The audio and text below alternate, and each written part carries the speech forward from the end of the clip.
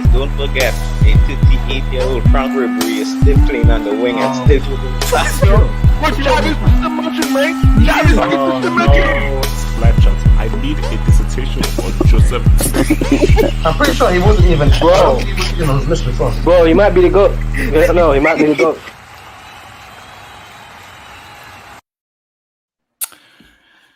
Guys, here we are. Aloha. I have my meal, jollof rice and some stew. And whoa, bro, yeah, and this is jollof straight from the fatherland, man. So again, shout out to any woman out there. The fatherland isn't sexist and so forth. That's just what it says on our national anthem, man. So shout out to girl power, man. Powerpuff Girls. What up? Marshall's wife, take notes. Yeah, take a lot of notes. Actually, let's just put out. Let's just put it up there, because he's married, so he's okay. Chill out. And Marshall looks like if he could fight. I can fight as well. I'm just saying. So guys, look, we have a lot to talk about, man. We're gonna talk Messi.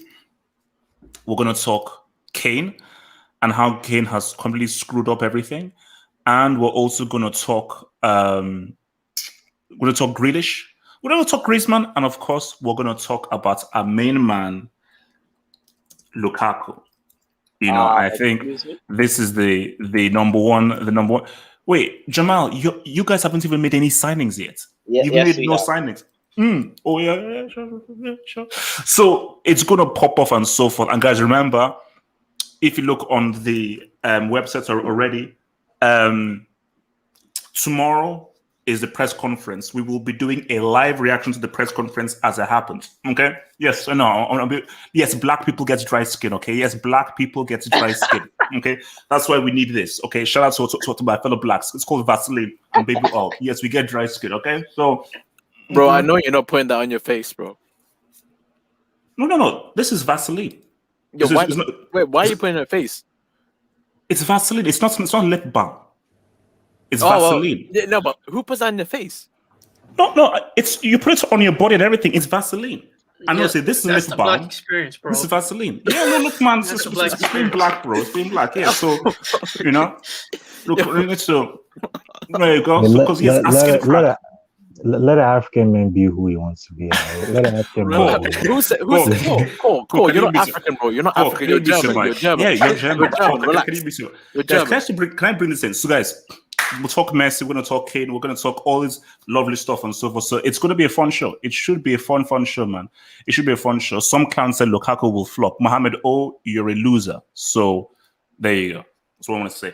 So guys, remember, man, like the video, subscribe, and if you want to make a comment at any point during the show, feel free to send in that super chat. I will answer that immediately, and that's dope and so forth. Will be perfectly. I'm very thankful for that because that helps to contribute to the show. Your donations and so forth help to make the show grow and allow me to buy shiny new things to give you the best possible analysis in the world. So, guys, I've talked enough. Remember, guys, like, subscribe, and all that lovely, amazing stuff, man. And let's go to our first topic. So let's what do we time? Let's go 3:55. So Lionel Messi. Let's start there with Messi. We're starting with Messi. Okay. So we're starting with Messi. We're starting with Messi. We're starting with the goal. It definitely seems as if it's real. It is. And the beauty about things. Look, Aguero, wait, I don't say Aguero. I don't know what to say, bro. He's staying. Aguero, you're not going anywhere, bro. Okay, you're going nowhere, bro. He's gonna hide in his luggage, bro. Yeah. It's like, mate, he's going nowhere. No, you signed a thing. You're playing with goat weights and Ricky Pooch. So man, they better get a curfew on Aguero ASAP. That man's gonna flood the country soon. So Close all the borders. Get what's another Inquisidors, what's it called? Spanish Inquisition. Get all those dudes and just close up. Like what's it called in the army. Basically, those guys that colonized my country. Easy. No, those guys are evil. So you need tough, evil guys. Bring the colonizers. They chased the Armadas. The Armada. Let the colonizers live. Let the colonizers live. Let the colonizers live. Okay. Look. Cool. I live in England. Relax. Okay. The Queen is only man. Shout out to Liz. Liz, what up? Shout out to Liz. Let's get the lizard. So, Messi. So, a press conference is happening tomorrow. And what I want to know from guys is, first of all, especially for the guys who didn't talk about, just your general thoughts on how we're now close to a PSG deal. Because I want to hear from the guys who were not here, obviously, during the whole thing that popped off. But specifically, what I want to know is, what do you think will happen? What most people are saying is this is where he says his goodbye, and explains and just talks about his years at Barcelona, and it might be tearful, it might be emotional. This is his final goodbye to Barcelona, and he explains as to how he wanted to stay. Some people have said this is his retirement. Come on, nah. So, no, I'm just saying. And some people have said that this is where he drops a diss tape. So he's gonna go at Bartomeu, he's gonna go at Laporta, he's gonna go at Griezmann, he's gonna go at maybe Mariba or so forth. Basically, this is where he drops a diss tape. So it could be like a 6 minutes diatribe of him just dissing everybody in Barcelona. So I don't know what's gonna happen. So let me come first to Jamal. So Jamal, first, because you went on the show before, what are your emotions based on what has happened in the last few days? And what do you think this guy's gonna say in his press conference? You know, this is mad, man. If this was any other player, I'll say they're 100% leaving. But just because it's Messi, you know, there's still a part of me that thinks he's gonna stay. I thought the day Messi leaving Barca was never gonna happen, man. I'm still feeling like he's gonna stay. But if we're being real, it's gonna be similar to what happened with Ramos. He's gonna hold a press conference. He's gonna say all the nice things what he did at Barcelona. His family's gonna be there. His children's gonna be there. There's gonna be a lot of crying tomorrow. So yeah, man. So I just feel he's going to PSG. From the looks of it, Fabrizio said that it's close. They said everything's gonna be completed by Tuesday. They done booked the Eiffel Tower. So yeah, man. It's looking like he's going to Paris. Do you think is there any point of view that says he might still stay? Any point of view that says he might still possibly stay? Bro, you know, Messi tried to leave this club so much time. Because, guys, you remember the time with the tax when they said, oh, you'll leave with the tax, and then it was last season? So there's always a part of me that says this guy's going to stay. But how do? Because La Liga, they're not going to break the rules. The only reason Messi could stay is if he comes tomorrow and said, bro, I want to play football free. And that's it going to happen. He's not going to say, I'm going to take like, what, 200 pounds? Come on, euros? He's not going to say that. So if he don't do that, I don't think there's any way he can stay, man. So, yeah, honestly, this is going to be a farewell to Barca. I mean, and because you're on the show, who should be blamed the most? Bartomeu, Laporta, the players for not taking a wage cut?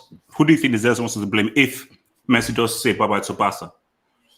Yeah, it's Bartomeu, man, 100%. Because I seen the Barca fans booing Griezmann. I think that was yesterday when he came to Chile.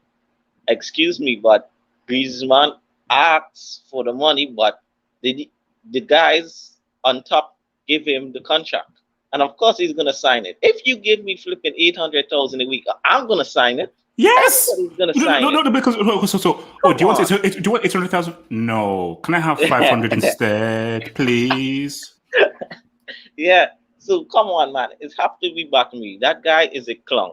And somebody on your show said this guy's up here with Lucifer. I don't know who said it. They say he's up here with Lucifer and Satan. That's correct. Bartomeu is a clown, man. How can you give Griezmann flipping over 500,000 a week? Excuse me, I think Coutinho is on over 300,000 a week. Come on, man, Dembele. So all the blame have to go to the board, man. And bro, if Messi see that guy, I'm just saying back to me, better watch it on the streets, man, because. Oh no, for sure. He has to watch his back. All right. Yeah. So let me come to let's see. Shan, talk to me, man. Shan. Yo. Excuse my brick voice. I broke my nose, so yeah. Excuse me? No. Sorry. How did you break your nose? I fell off my bicycle. Wait, no, easy. I got you. All right, chill. Let me just give you a few of these, man. Let's just give you a few of these, man.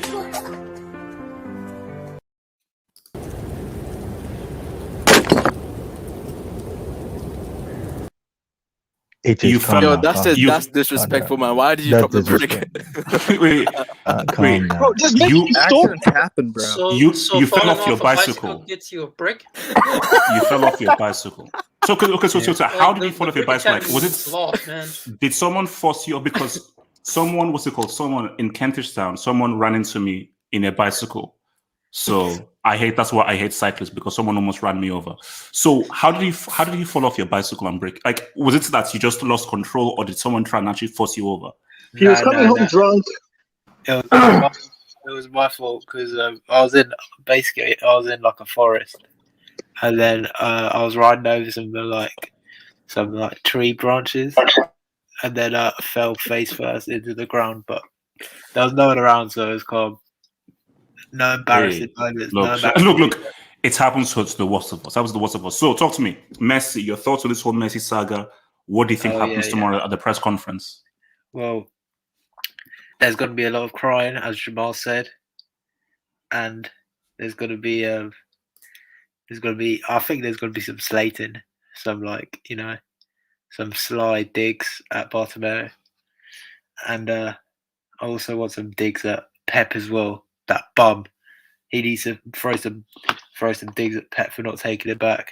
How can Pep be so disrespectful to him, saying Grealish is number 10? Nah. That's just. But he didn't know though. Like when he. I don't care. Grealish has to go. leave. Messi's around already. Yeah.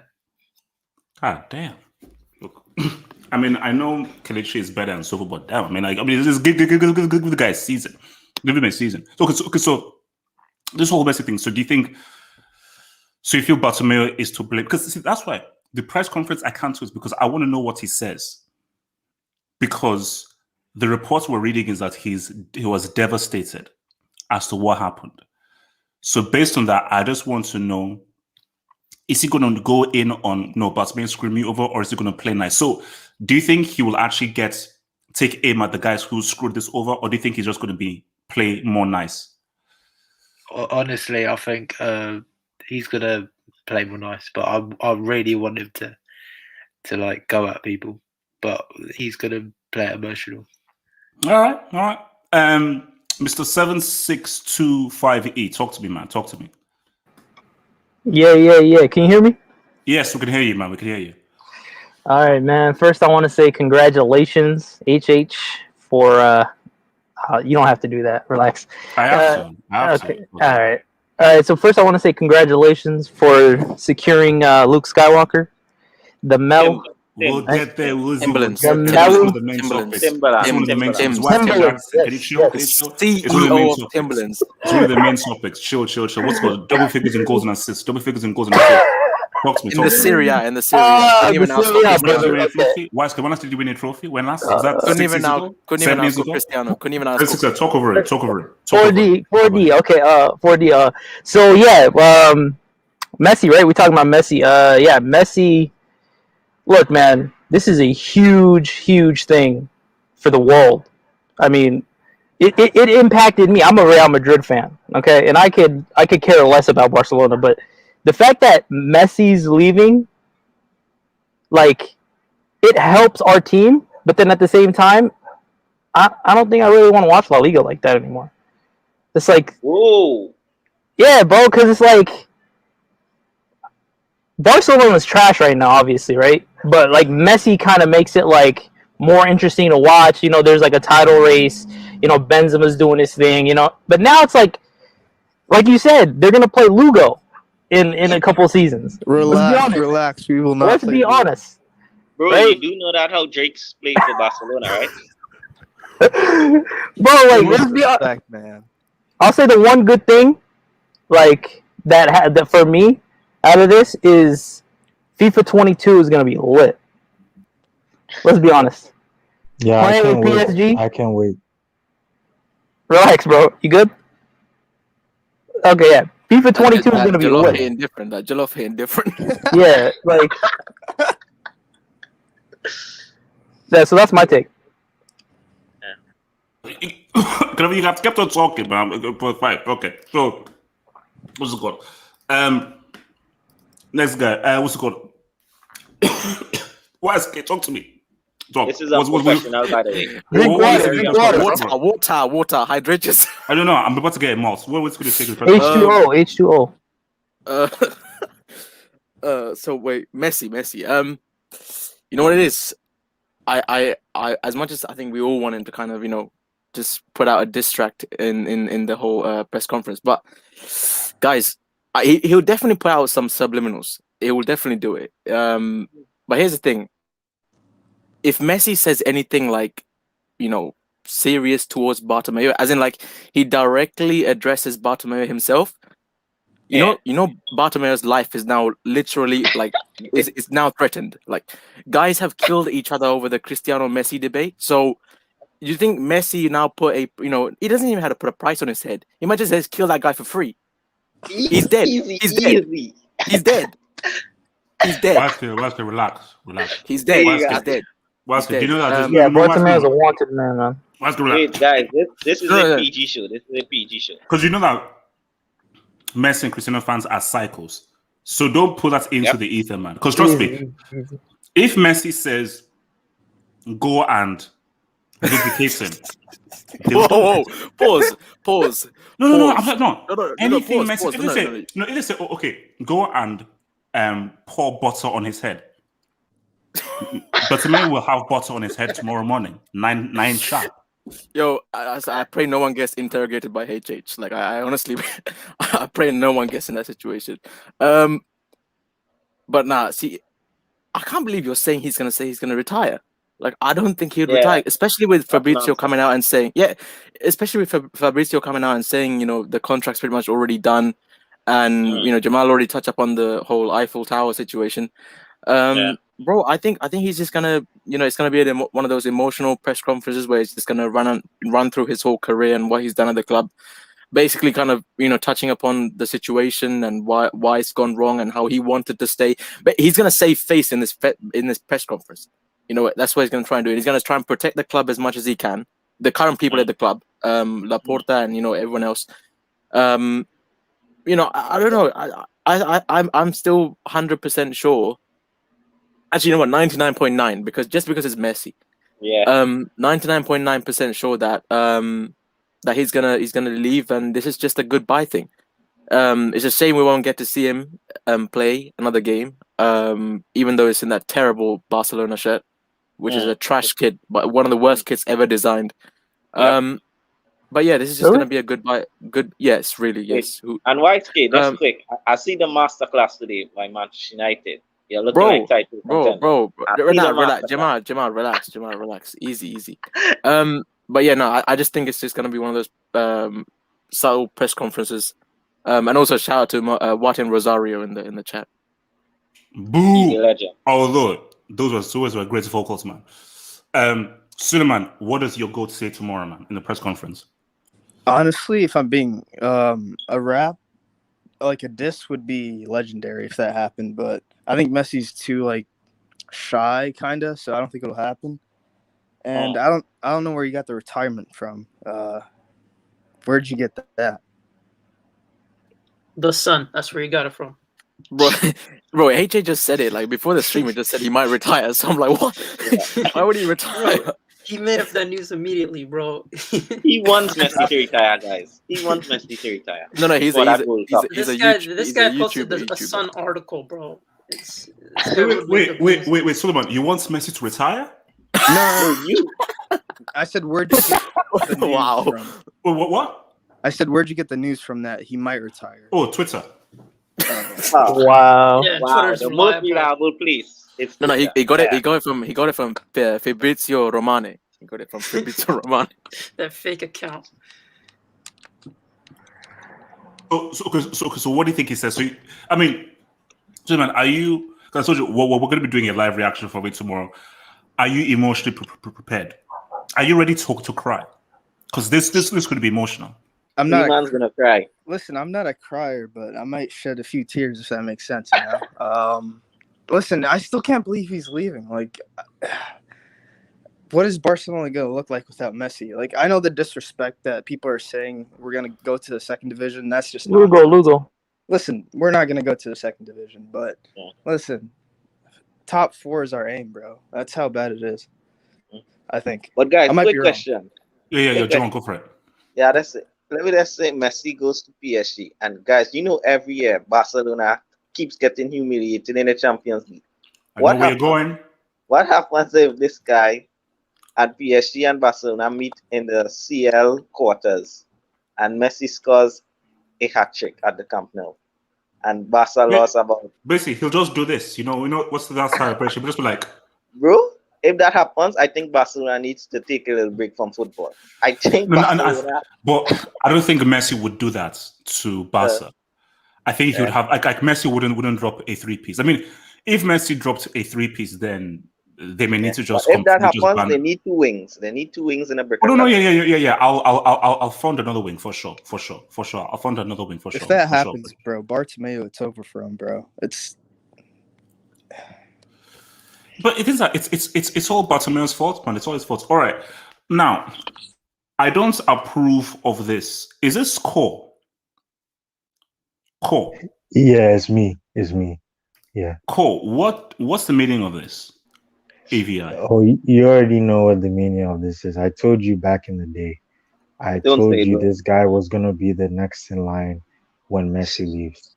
I told you this. You didn't listen to me. Wait. Bro, don't jinx. Hold up. If Messi does leave, Core. Cue another injury. Does this mean that you're going to return back to Barcelona? I need to hear this. Wait, guys, hold up. Let's hear this. Core, what happened if Messi leaves? I didn't crack a joke, so stop laughing. If Messi leaves, are you going to return back to Barcelona? No. I'm gonna look. I already respect Barcelona right now even more. I asked a simple question: yes or no? Would you return to Barca if Messi leaves? No, it's not happening because I have Bayern. Bayern is my home. So because Bayern is my home. You have Bayern. You acquired Bayern. Yeah, I acquired the whole ownership. Even the sponsorship too. Okay, fine. Okay, so talk to me. So what do you think goes down tomorrow? What is your take on this whole Messi escapade and the whole PSG thing? So first of all, what I want to say is, I really respect, and I'm gonna say this. I've been bantering you, Messi, and I'm gonna apologize today. I've been bantering you. I've been insulting you. I've been calling you that. Yeah, we didn't notice. You're a liar. You're a fool. I've been saying all this to Messi. But today, Messi, I'm going to be honest. I'm so sorry. Now you're becoming a man. You're becoming a man. You're no more a little baby anymore. Now you're becoming a man. And I'm so proud of you. Keep it going. Bro, this is your child? No. Wait, hold up. Wait. How is he becoming a man when he wanted to stay? No, I'm saying no. Reality is he can never stay in Barcelona for the whole entire rest of his life. Reality is he has to face a challenge. He has to play in a team where he can be challenged. Now, I'm not saying Ligon is a challenge. No, that's not what I'm saying. But what I'm saying is he can help, like PSG, right? He can help them win a Champions League. You understand what I'm trying to say? Not with Pochettino, but with a different manager. and why not that's Pochettino? Because Pochettino's a bottle job. I mean, it's obvious. In the Champions League finals against Liverpool, he should have started more. He didn't start him. Last season against Man City, I think he didn't start Moise Kean. That was another issue in itself. He always has this one substitution mistake that will always, will always kind of bring his coaching pedigree to a question mark. So my thing is, AJ, can I talk about Barcelona, or you don't want me to talk about Barcelona? I'm just asking. It depends. What are you going to say? In terms of what? Okay. So for me, I actually think that Barcelona... You know, I actually asked the question, but keep going. Keep going. I actually think that Barcelona will never get humiliated anymore in the Champions League. Right now, I'm telling you this right now. They're not gonna get humiliated anymore.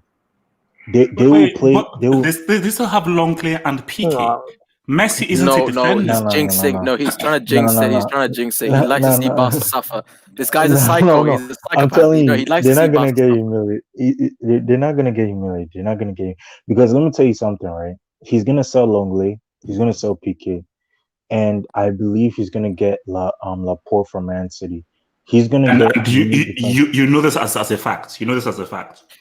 Bro, look at what Laporte. Did you see what Laporte did when he became president in after Barcelona won the Champions League 05-06?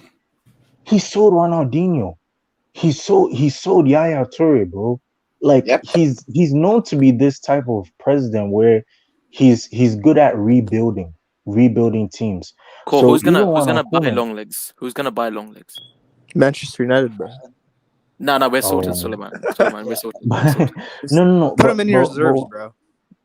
but We'll what exchange I'm Phil Jones saying if you is, want. but what I'm saying, Ronald Koeman's job is at risk. He is not confirmed to stay in Barcelona either. All the players' careers are at risk. He can sell these guys. You know, they need a couple transfer windows, and Barcelona will make things better. I think humiliation stops this year. Okay. Humiliation stops this year for Barcelona. So if they get sodomized or sexually abused in the UCL again, It's all we're close. gonna come back to this conversation. They're not Okay. going to Cool. because now they're gonna play more like a team.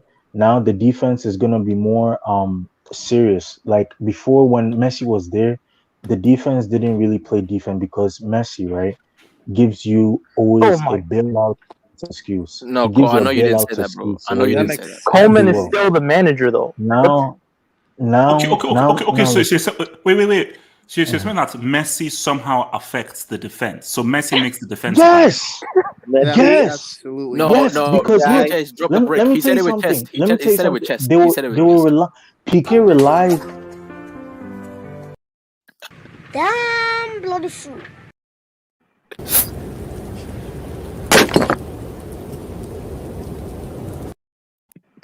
Okay, you done now? You done now? Wait, Okay, let let him me explain, explain. bro. Right? I'm Yeah, Let me not explain. actually like I actually Let, have a few more to drop. let me Go explain. I'm actually Let me interested here. explain. All right. Okay. ahead. When in the Liverpool game, Break is when this, man? Messi in the Liverpool game, no, let me be honest here, okay? In the Liverpool, in 1819, Barcelona's defense was one of the best defense in La Liga.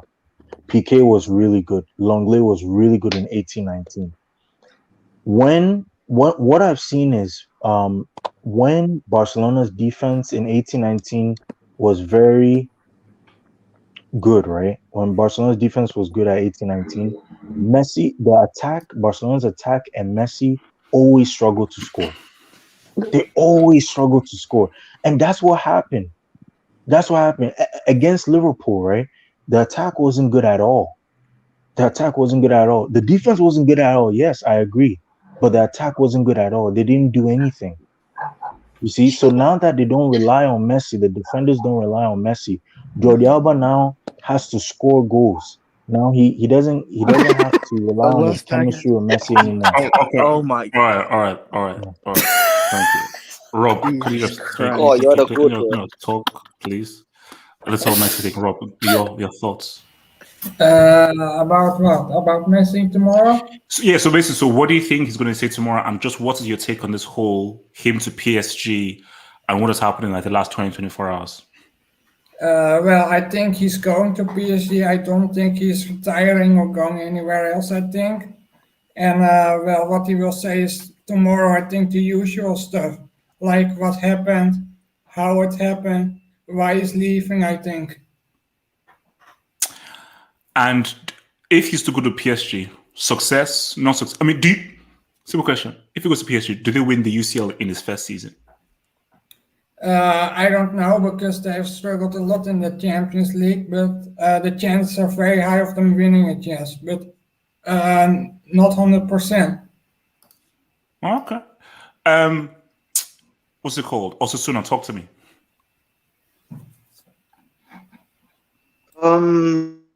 So here's the thing.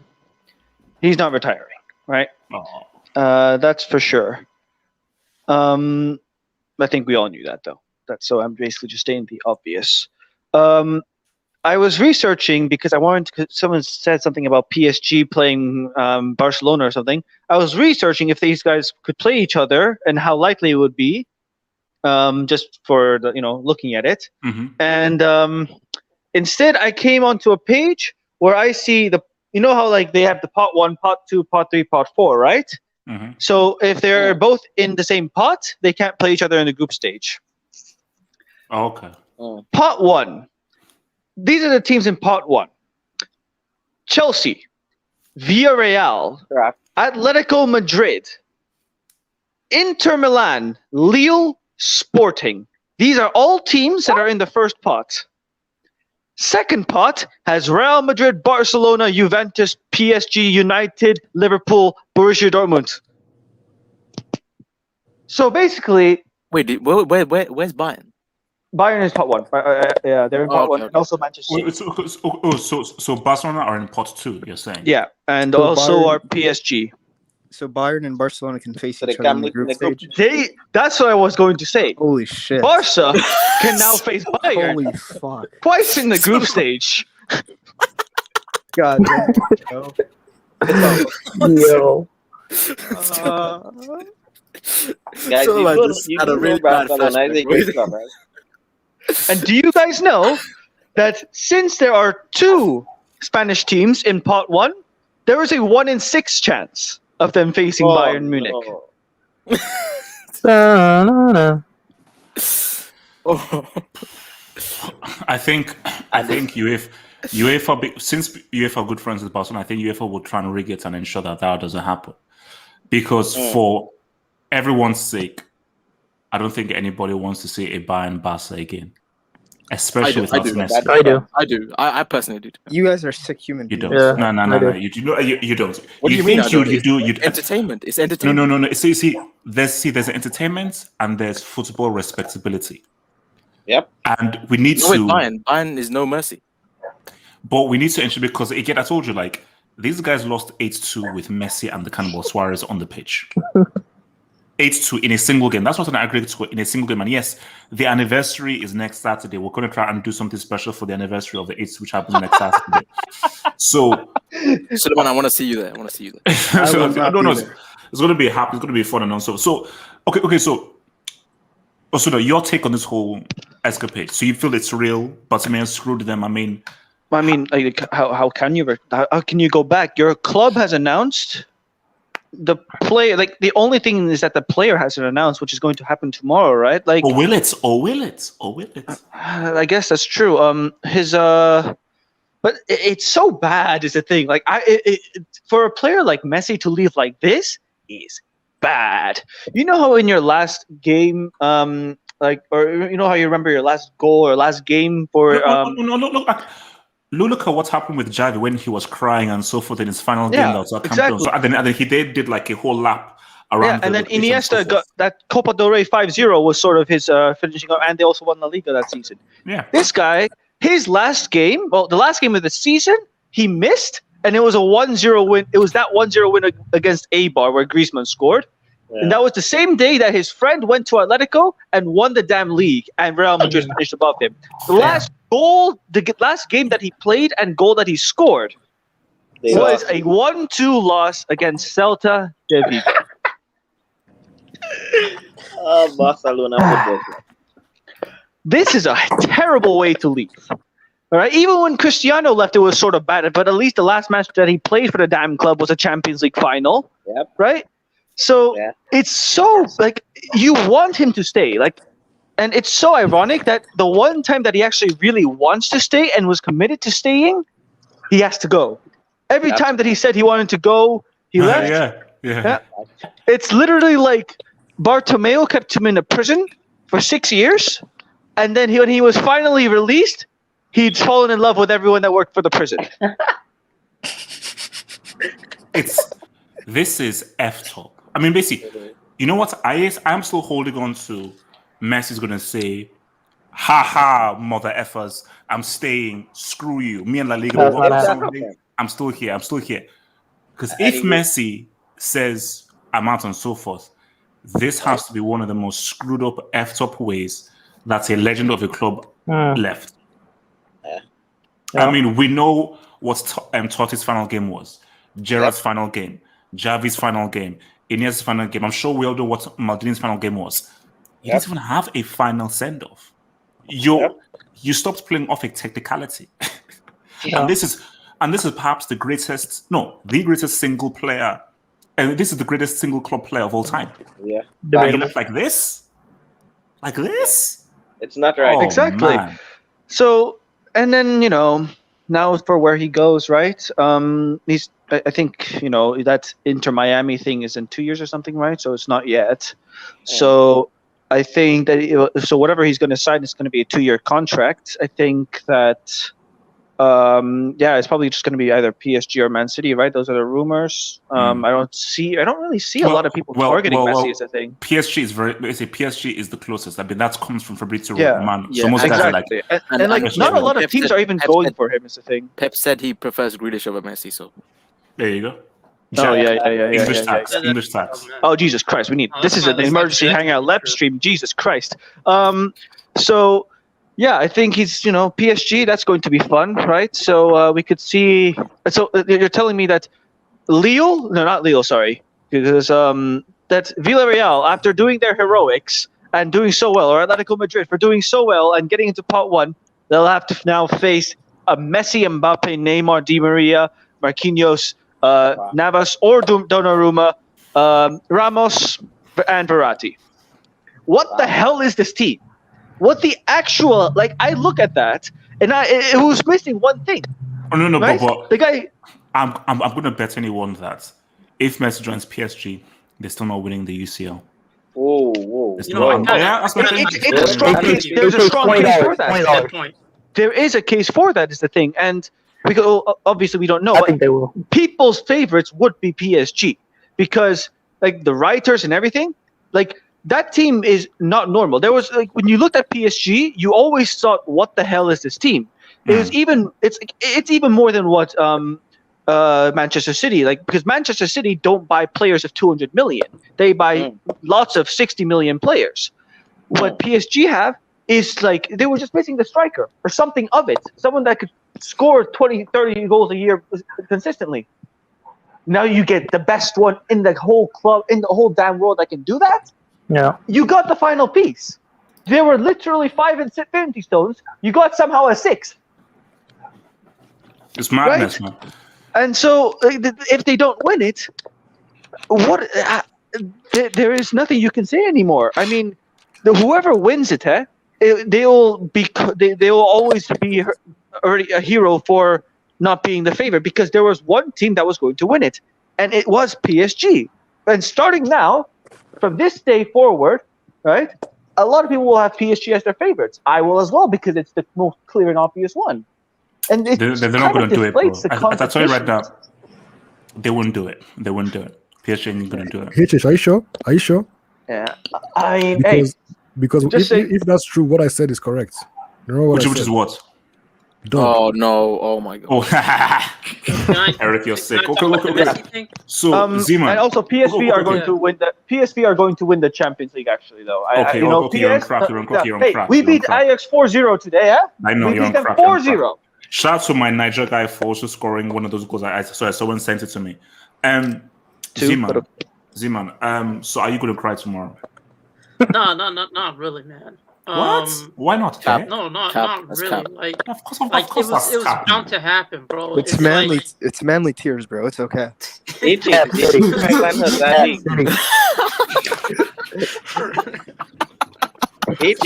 cry when Zati? No, he's on his knees for Kane instead. Now, I'll tell you what. I was teary-eyed when Chelsea won that UCL. But do you know how sick it was? I saw that. I was teary-eyed, but it was a mixture of Chelsea and Pep losing. So do you know how sick that is? I was actually teary-eyed for seeing Pep lose.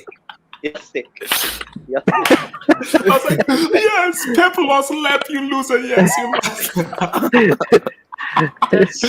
All right, Ziva, talk to me. Okay, first and foremost, I actually believe that people people believe what you're saying, HH. They actually believe that Barcelona is going to get relegated, which is ridiculous. I agree. Some people don't have a functioning brain, and they actually believe it. It's not even joke. They actually believe it. I mean, I think this team is easily, the top 3 team in La Liga just based on squad. Now, I don't necessarily think Barcelona is going to win the league next season, just because of Koeman. You also have how consistent are your strikers going to be in order to win the league. You also have that. You keep saying PK Longley, bro. It's Araujo +1. Yeah, get that fact straight. It's Araujo +1. It's Araujo partnered with anyone. So for me, is he your number one centre back? Yeah, he's your number one centre back. Yeah, he is. He's our most reliable center back. But in terms of what I think about Messi, listen, I don't think Messi's going to say that much. That's not his personality. If anything, at the most, he's going to take a direct jabs at Bartomeu. That's the most he's willing to do, because it's already been reported that Laporta had a clear communication line with him throughout the whole event. So he's not going to take shots on him. And Laporta was very honest. But then I again, it's Twitter and so forth. I read reports that said, like, this guy who is like super close to Messi, this is, they have not been in contact with Barcelona with regards to his continuity with Barcelona.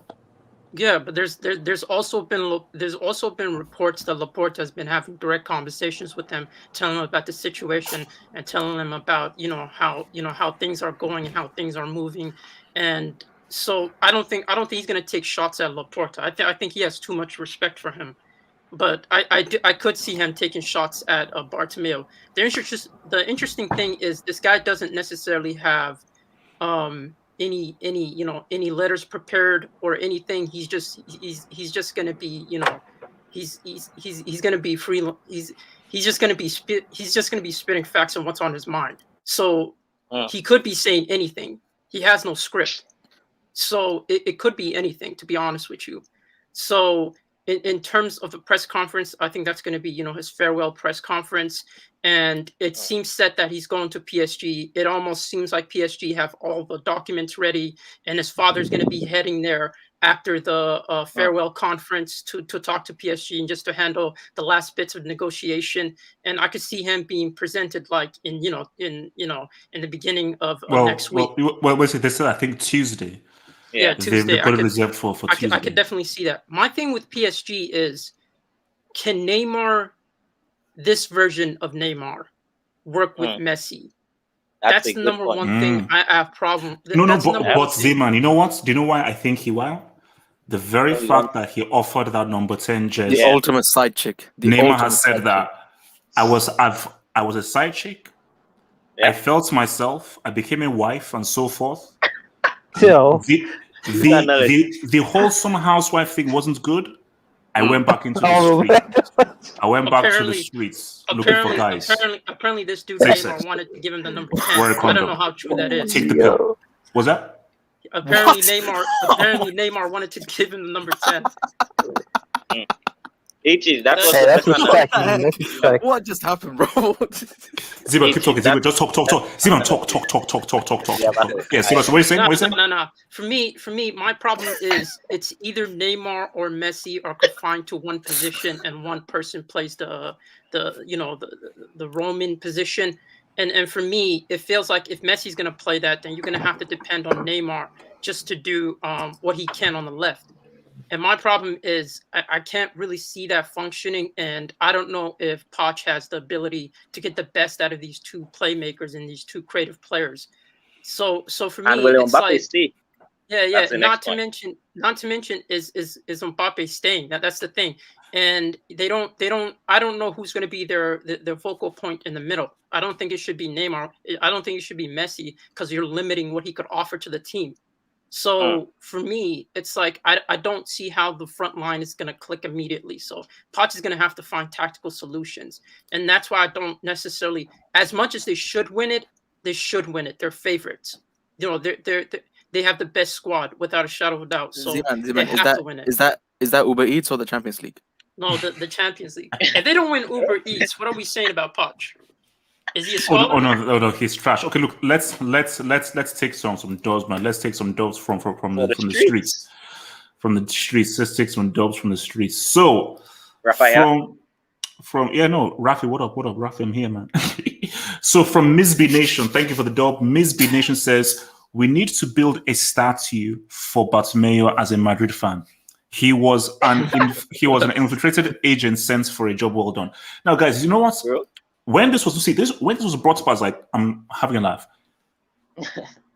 I think they're related, Bartomeu and Perez, because how you systematically destroyed a club totally leads me to believe that. Because remember, Perez, this guy is smart. Do you think that it is beyond Perez to be like, let me get a guy I know, make him president, make sure that he goes in on the inside and rip that club in from the inside, messed up financially and so forth, and then bounce. It's playing 4D chess, man. Bro, that's you know what it is. That's actually that's not even like that's not even something that could be out of the realm of the possibility, because you don't just go 200 million in debt in wages, bro. Like that's a lunatic. No, because Laporta said that, bro. We can't do anything. Like this is a mess beyond anything that I've ever seen. Yeah. So I'm saying that why would you know what? He's a double A. How can someone so intentionally screw up a club financially to where they're in a position where they can't even register players? It's hard to be intentional. It's hard to be intentional. No. The sick thing is this guy was a part of the basketball department, so he came in with that type of mentality of buying what he calls superstars or most marketable players and expecting them to play. That's not basketball. Football doesn't work like that. That's the biggest problem. Okay. So Ziman, so you don't believe that this guy is a double agent that infiltrated Barcelona? No, that's 100% possibility, man. That's 100% possibility, bro. Thank you. I don't doubt it. Thank you. From your boy MT says, LL, enjoy 4th place in the UCL groups with Kakaku. Now, guys, just keep in mind, MT is a Man City fan. Kids, can we remind ourselves what happened in the CL final? Kai Havertz scored. Thank you. Guys, can we remind ourselves what happened in the Community Shield today? Kalichi. So MT, can you take your non-CL winning, overpriced oil money ass the heck off, and can you get that? Can you kiss the ring? Can you please kiss the ring? This is a UCL ring. Can you please kiss the UCL ring? Said. CCL ring. The cheek of a guy who hasn't even sniffed UCL. You've been to only one UCL final. Final, and you think you can talk? MT, watch your mouth, bro. Watch your mouth. From Latin Rosario, aka Celine Dion, aka Beyonce. Watson Rosario. Okay, look one for now. Watson Rosario, because he did spit. Man, pause. Man, if only Messi had pulled a Figo. No way. No way. That can't happen. Oh my days, bro. Oh my god. That's not a possibility. Bro, that's World War III, bro. That's World War III. What do you think? Okay, here's the thing. Messi, amazing. The most consistent player of all time. The greatest single club player of all time. For whatever reason, let's say he decided to go to Real Madrid. How do you think Barca fans would react? Would they hate him? Or would they be conflicted? Because remember, Figo was Figo, but Figo wasn't a Messi. Where this guy redefined your club single-handedly. So do you think that they would still hate him and boo him? I think they would hate him. They will become Real Madrid fans. Bro. That's actually a possibility. That's the thing with Messi fanboys. They'll become Real Madrid fans. That's the thing. These Messi fanboys will do anything to watch him, and they'll support any team. So they won't have any shame supporting Real Madrid. No, you know, it's funny because I was on Sean's Instagram stories, man, and you know that I think he basically has a thing where he's wearing like a PSG jersey. Say, look, man, I'm just waiting, man. We're waiting. So literally, Sean is just waiting for what's the next club so I can buy the jersey and support the club. And Bro, imagine that. No, that Imagine doesn't that. even make sense. How do you support a player? He's 34. What are you gonna do afterwards? Like, are you just gonna quit football? That's look. It's what FG said. Look, FG literally said that after Cristiano retires, they're just going to go back to playing video games or doing other stuff. That's wild. You know that stadium that Real Madrid is building? You know that stadium that they're building? Yeah. If Messi signs for Barcelona, the president can say goodbye to that stadium. Let's put it that way. They'll have to go back to the old Bernabeu. Okay, look. So from Abracadabra, who says Messi is hosting a farewell dinner, but Mayor has been invited. He's holding a hangout. He's hosting a hangout. Nah, this is the red wedding, bro. I smell the red wedding. He said, so let me say. So he said, I heard Icardi is praying to God that Messi's deal collapses and HH respects Timo, the UCL winner. Abracadabra, I don't have to respect anyone. The quicker that Timo gets the heck out of my club, the better. Listen, you have two strikers. One is a CL winner, one is a CL flop. There are levels to this. There are levels. Exactly. So here's the thing, though. If Messi signs for PSG, do they throw Icardi in the Atlantic Ocean? Yes. Yeah, throw that bomb out. Bro, I think to be honest, I think the Atlantic Ocean is a bit too prestige for a scumbag like Icardi. So I think just a local trash center or anything like that will be true, because the Atlantic Ocean may just spit him out. It's We don't want that. We don't want the ocean too clean. Well, I think he scored today against Troy or something for PSG. So I mean, look, if he comes, I mean, like Icardi is getting the heck out of them. Wait, where is Bartomeu? Like, wait, actually, is he in jail? I think he's still under investigation. He's still talking to the court. He's in the witness protection program. Z-Man, you know, the dude is not going to be okay for a while, bro. Z-Man, you said Messi might mention Bartomeu. The man has a new identity. Like indirect jabs. I could see that happening. No, but you know, if he directly mentions him, he dies. You know, I'm in Texas right now. I met a new friend yesterday, right? My aunt works at a barbershop, right? His name is what was his name again? Abe. Yeah, his name was Abe. So he called himself Abe. And he looks like Bartomeu is the thing. He really looks like Bartomeu. And I live in Texas. Surgery. Oh. And you know what? It makes sense. Look, I really believe that maybe he just had plastic surgery. Because if I was Bartomeu, change my face, change my race, change my sex, go transgender. Yeah. Basically, get in touch with Core. I'm stay in touch with Core as a transgender or no? Stay away. No. Stay away. Okay. Let's move. King Umbani says, Kante led bricks to the UCL. Messi needs a super team. #fact. Kante over Messi. So Kante dog. No, that's idiotic. Anyone? That's idiotic, bro. Like, do I say yes? No, I hear idiotic, 1 yes, bro. 2 yeses. What? 3 yeses.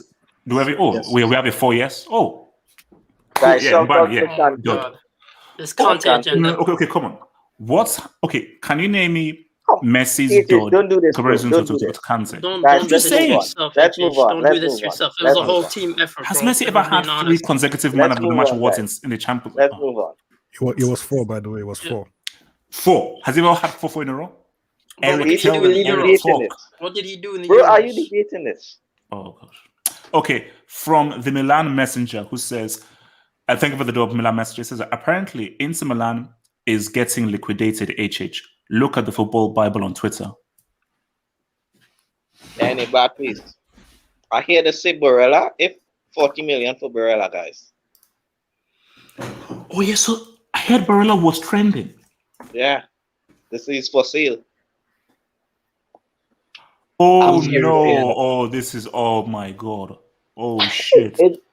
Inter could be in a relegation battle, guys. Oh, these guys are losing all their stars. Breaking.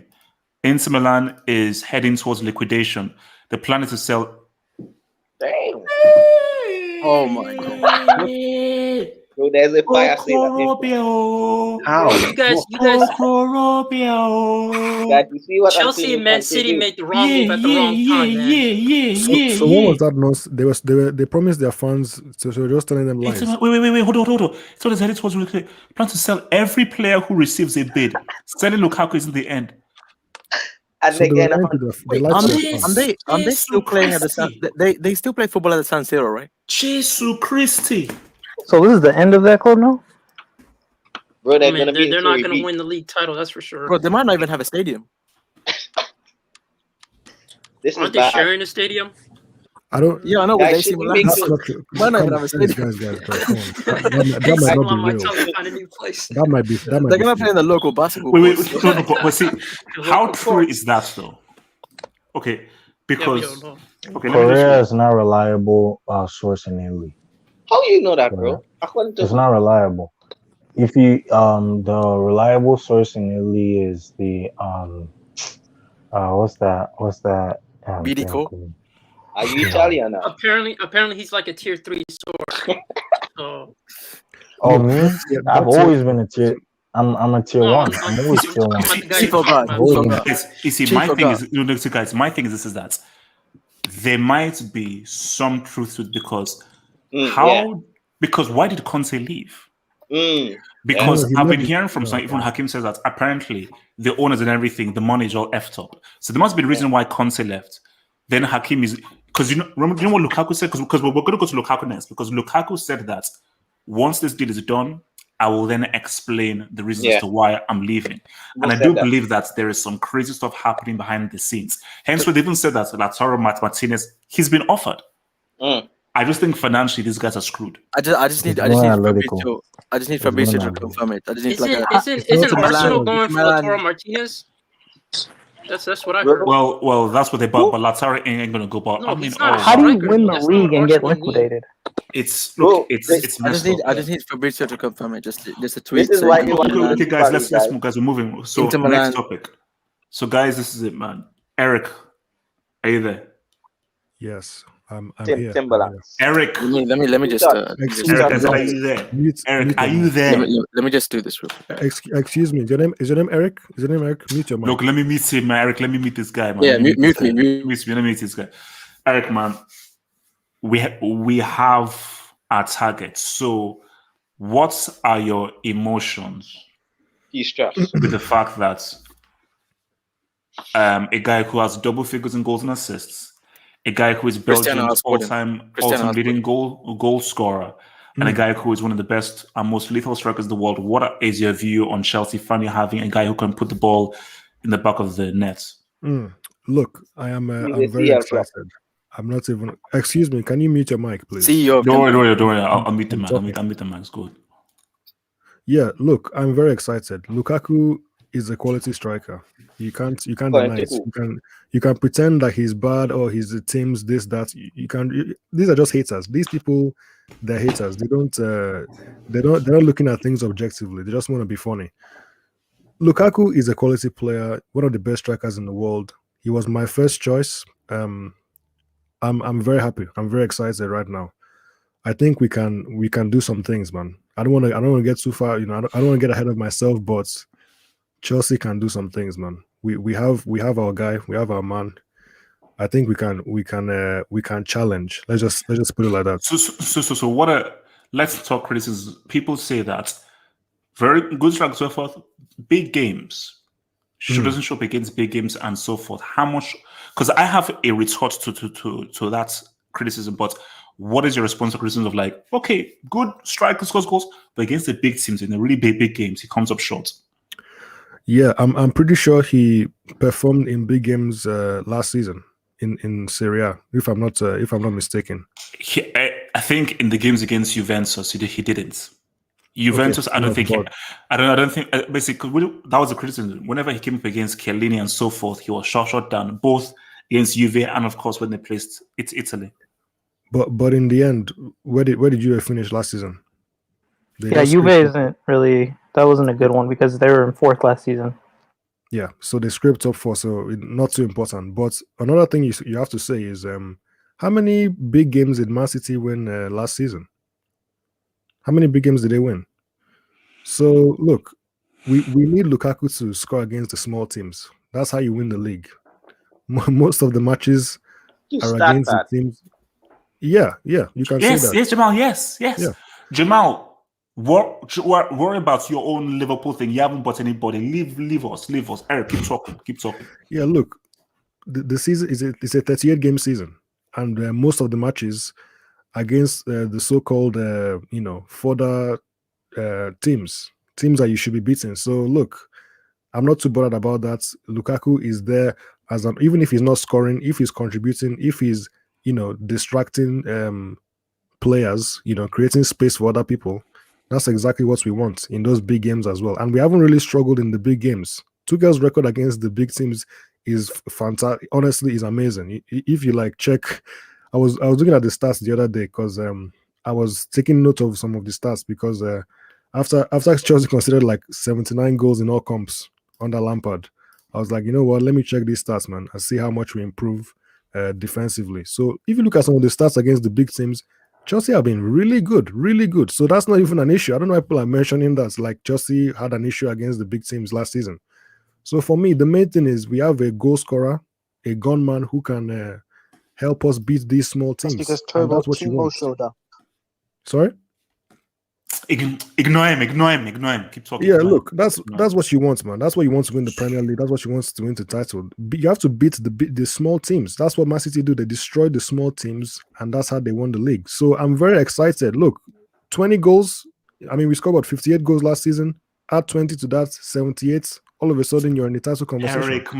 Eric, it's a good deal because And Eric, you know why I skip it, because you know what people are missing is the big games that you're criticizing for. That's for Havertz. That's for Havertz.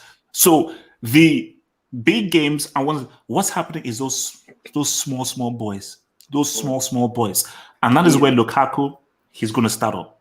He's going to score up because Chelsea produce a lot of chances, but they don't convert them. So if you're not producing those chances for Lukaku, and let's keep it real, Chelsea have better creators than Inter Milan do. So if Lukaku was able to get double figures in goals with less creative players than Chelsea do, imagine what kind of goals he does. And he knows the Premier League, and he understands the Premier League as well. So it's like, oh, I've played here before, so I don't even have to adapt. So I'm coming back to a club. I'm coming back to a league. I already know a better player than I was before. So I want to hear someone who thinks this is a bad deal. Come on. Before you do that, can you show why I think it's bad. I think it's bad. Yeah, fuck you. What's that? Jamal was saying? Can you show why SK pick? Mark Henry. It's like, why is K? You see, when your trash bombers club finishes trophyless, I can't wait. I can't wait for you stupid loser United fans. That's fine. I pray nothing but the best for London Blues, but you can't hate wait. United all you want. I can't wait until that 1999 merchants. That 1999 merchants comes up short once again. Did you give him like a 4-year extension deal? Didn't you? Yeah, we did. Yeah, we did. Yeah, you losers. Yeah. Okay, cool. Why is this a bad deal? Cool. Why is this a bad deal? Yeah, because the reason why he left United to go to Inter was because he wanted to leave the pressure that the English Premier League was giving him when during the time Mourinho was Manchester United manager. He is not the type of player to deal with pressure in the Premier League. So Lukaku can't deal with pressure. He can't deal with the Premier League pressure because we saw it when he was in United. No. What about before that? But he's a better player now, though. We're talking about 2021. Do you know why he played for Everton? No. Let me say something there, okay? Let me say something there. He's a better player now because Serie A is not as good defensively as Premier League is. I keep Premier League, there's a lot of physical, agile defenders that are out there who can actually defend him much better. Shout One out thing Ben Me. he used to, bro, and we're all forgetting this guy used to miss 1v1 when he was United during the time Mourinho. A simple What about 1v1, he Speak on couldn't it. even Speak he on wait, it. wait, couldn't wait, Speak even what on it. make about it in. Speak on before it. that? He Speak couldn't on What it. even about he Speak before on couldn't it. that? even Speak score. on it. Speak He loud. couldn't United even the only he Premier couldn't League Speak on it. he team. couldn't Speak even on it. score. Speak on it. What about before What that? is He's black. He's black. Whoa, Be, whoa, whoa, whoa, whoa. Relax, be, relax, Wait, relax. okay, before okay, that, keep talking. okay. So we're forgetting that he missed a 1v1 with United. He missed a lot of 1v1s with United, and we're also forgetting that literally this guy himself is, I'm not saying he just does not have pace. He's not a guy who has pace. He's What? very strong, very agile, which is good. But sometimes you need pace in the Premier League, and I don't think he's gonna fit this Chelsea system. I'm He sorry, doesn't man, have but pace. you guys are. I'm gonna be Okay, let honest, me ask right? you. So, Uh, uh, would you call Aguero a pacey I player? love Vidico, man. He's no, the goat. listen, Would you call Aguero a pacey player? no, but at least he doesn't miss the I same asked, one v a ones simple that question. Lukaku I had, asked a simple question. Would you call bro. Aguero a pacey player? Bro, Lukaku's a hold up striker. You still haven't answered my question. I'll ask it again. Would you call Mhm. Aguero a pacey player? It's a yes or no No, question. he's not a pacey player. But what Very I'm good. saying Thank is you. Lukaku, right? No. Listen. Lukaku, right, is a hold up striker, just like a bit like Harry Kane. Okay, he's not a natural goal scorer. He's not like someone who, he's gonna guarantee you 1v1 that he's gonna score. He can't do it. He did it in Inter with no pressure. He's gonna come to Chelsea with pressure to deliver. You understand what I'm trying to say? No, I don't. He's I have no idea Oh what you're really? saying, man. Can I All right. speak He's on it, coming Richie? with pressure. I'm gonna Okay. bring some sense. Thank you, Carl. Thank you. Jamal, talk to me. Yeah, man. So I'm calling him Tim's and two touch Romelu, but I'm just joking with you, man. I'm gonna list out the positives He's and the not. He's negatives. not. He's not. He's not. So the positives, Lukaku has improved. This Lukaku we're gonna see is not the same guy we saw at Manchester United. We're not gonna see that. True. The next thing is, guys, I know it just like to bash this, but stat others' lives matters. Guys, to win to win championships, you need plenty things in your teams. You need your clutch guy, and as he said, he get that bang on the money. Havertz is the guy who comes up in big occasion. But you need stat padders. Come on, it is known. If you want to win leads, you need our guys who could bully the small teams. And Lukaku does that, man. He is a 20 goal a season striker. So that's the positive, man. The negatives is I'm so happy because the Ling, he scares me. I won't lie. If you guys get Haaland, that scares me. If you guys get Lewandowski, that scares me. Lukaku is a good player, but he don't really scare me. And the negative with Lukaku is he said this on a podcast as well. He said he reads a lot of social media, and I think that gets him. Because on a podcast he did in America, he said when he was at Manchester United, the fans was booing him, the fans was cussing him, his social media, they was very, very hard on him. And he studied that. So I won't call him a confident player, but this guy, he reads and he wants to know what people says about him. And that is where I don't think it will work for him in England. Because, bro, England fans, they are the worst. And we know this. And No, social media. but Jamal, he has experienced this though at Everton, West Brom, and United, so he's used to it. So I get what you're saying, but wouldn't you say that now that he's become a better player and we're now seeing the best form of Lukaku, he's now going to come with a greater sense of self-confidence? Because basically, it's similar to Durant. He's on social media all the freaking time and he'll always respond, but so that it can either hinder you, or if really good, it can actually even fire you up and actually motivate you to even perform even better. Yeah, it's how he takes it. But for me, I feel this is a good signing for Chelsea. I think he's gonna bag at least 20, and I think he puts you in a tight race, man. But again, I know Kai Havertz is your clutch striker, but he have to improve, man, because Champions League last year, this guy, come on, bottom of the group. I think that group had Shakhtar Donetsk and what's the next team? Gladbach. Gladbach, yeah, Gladbach. And I think Schalke embarrassing that. So you have to improve on the big games, man. But yeah, man, quality. But 115 million though. I mean, come on. I rate Lukaku, but 115. It's not that much. That's too much. That's too much. Everything is see. Ever since the Neymar deal, look, we're gonna get onto Grealish. These ratings don't mean anything. Ever since that Lukaku deal, ever since the Neymar deal, who cares about the rate? Coutinho went for like 120, 130. So it's crazy. In what planet is Grealish worth 1?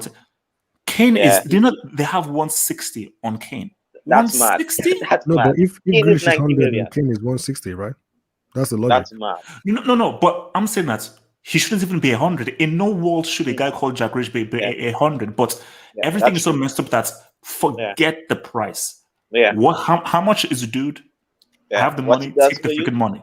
Yeah. So we have to now realize that there was a world pre-Neymar and a world post-Neymar. Pre-Neymar, 100, you put it for 100. Post-Neymar, bro, we have guys going for 110, 120, 130. Forget the price. So that's so crazy. Pricing and valuations, those things don't mean anything. Okay, let me take some debates. Let me take some debates and see what the streets are saying, man. So from your boy SB, who says Josep Maria, his name is Maria? Bartomeu's new name is Laurel Hubbard. Guys, do you know who Laurel Hubbard is? The Olympian. I know, but I don't want to say. Laurel, okay, well, I'll say. Weightlifter. Laurel Hubbard was once a man that competed in weightlifting.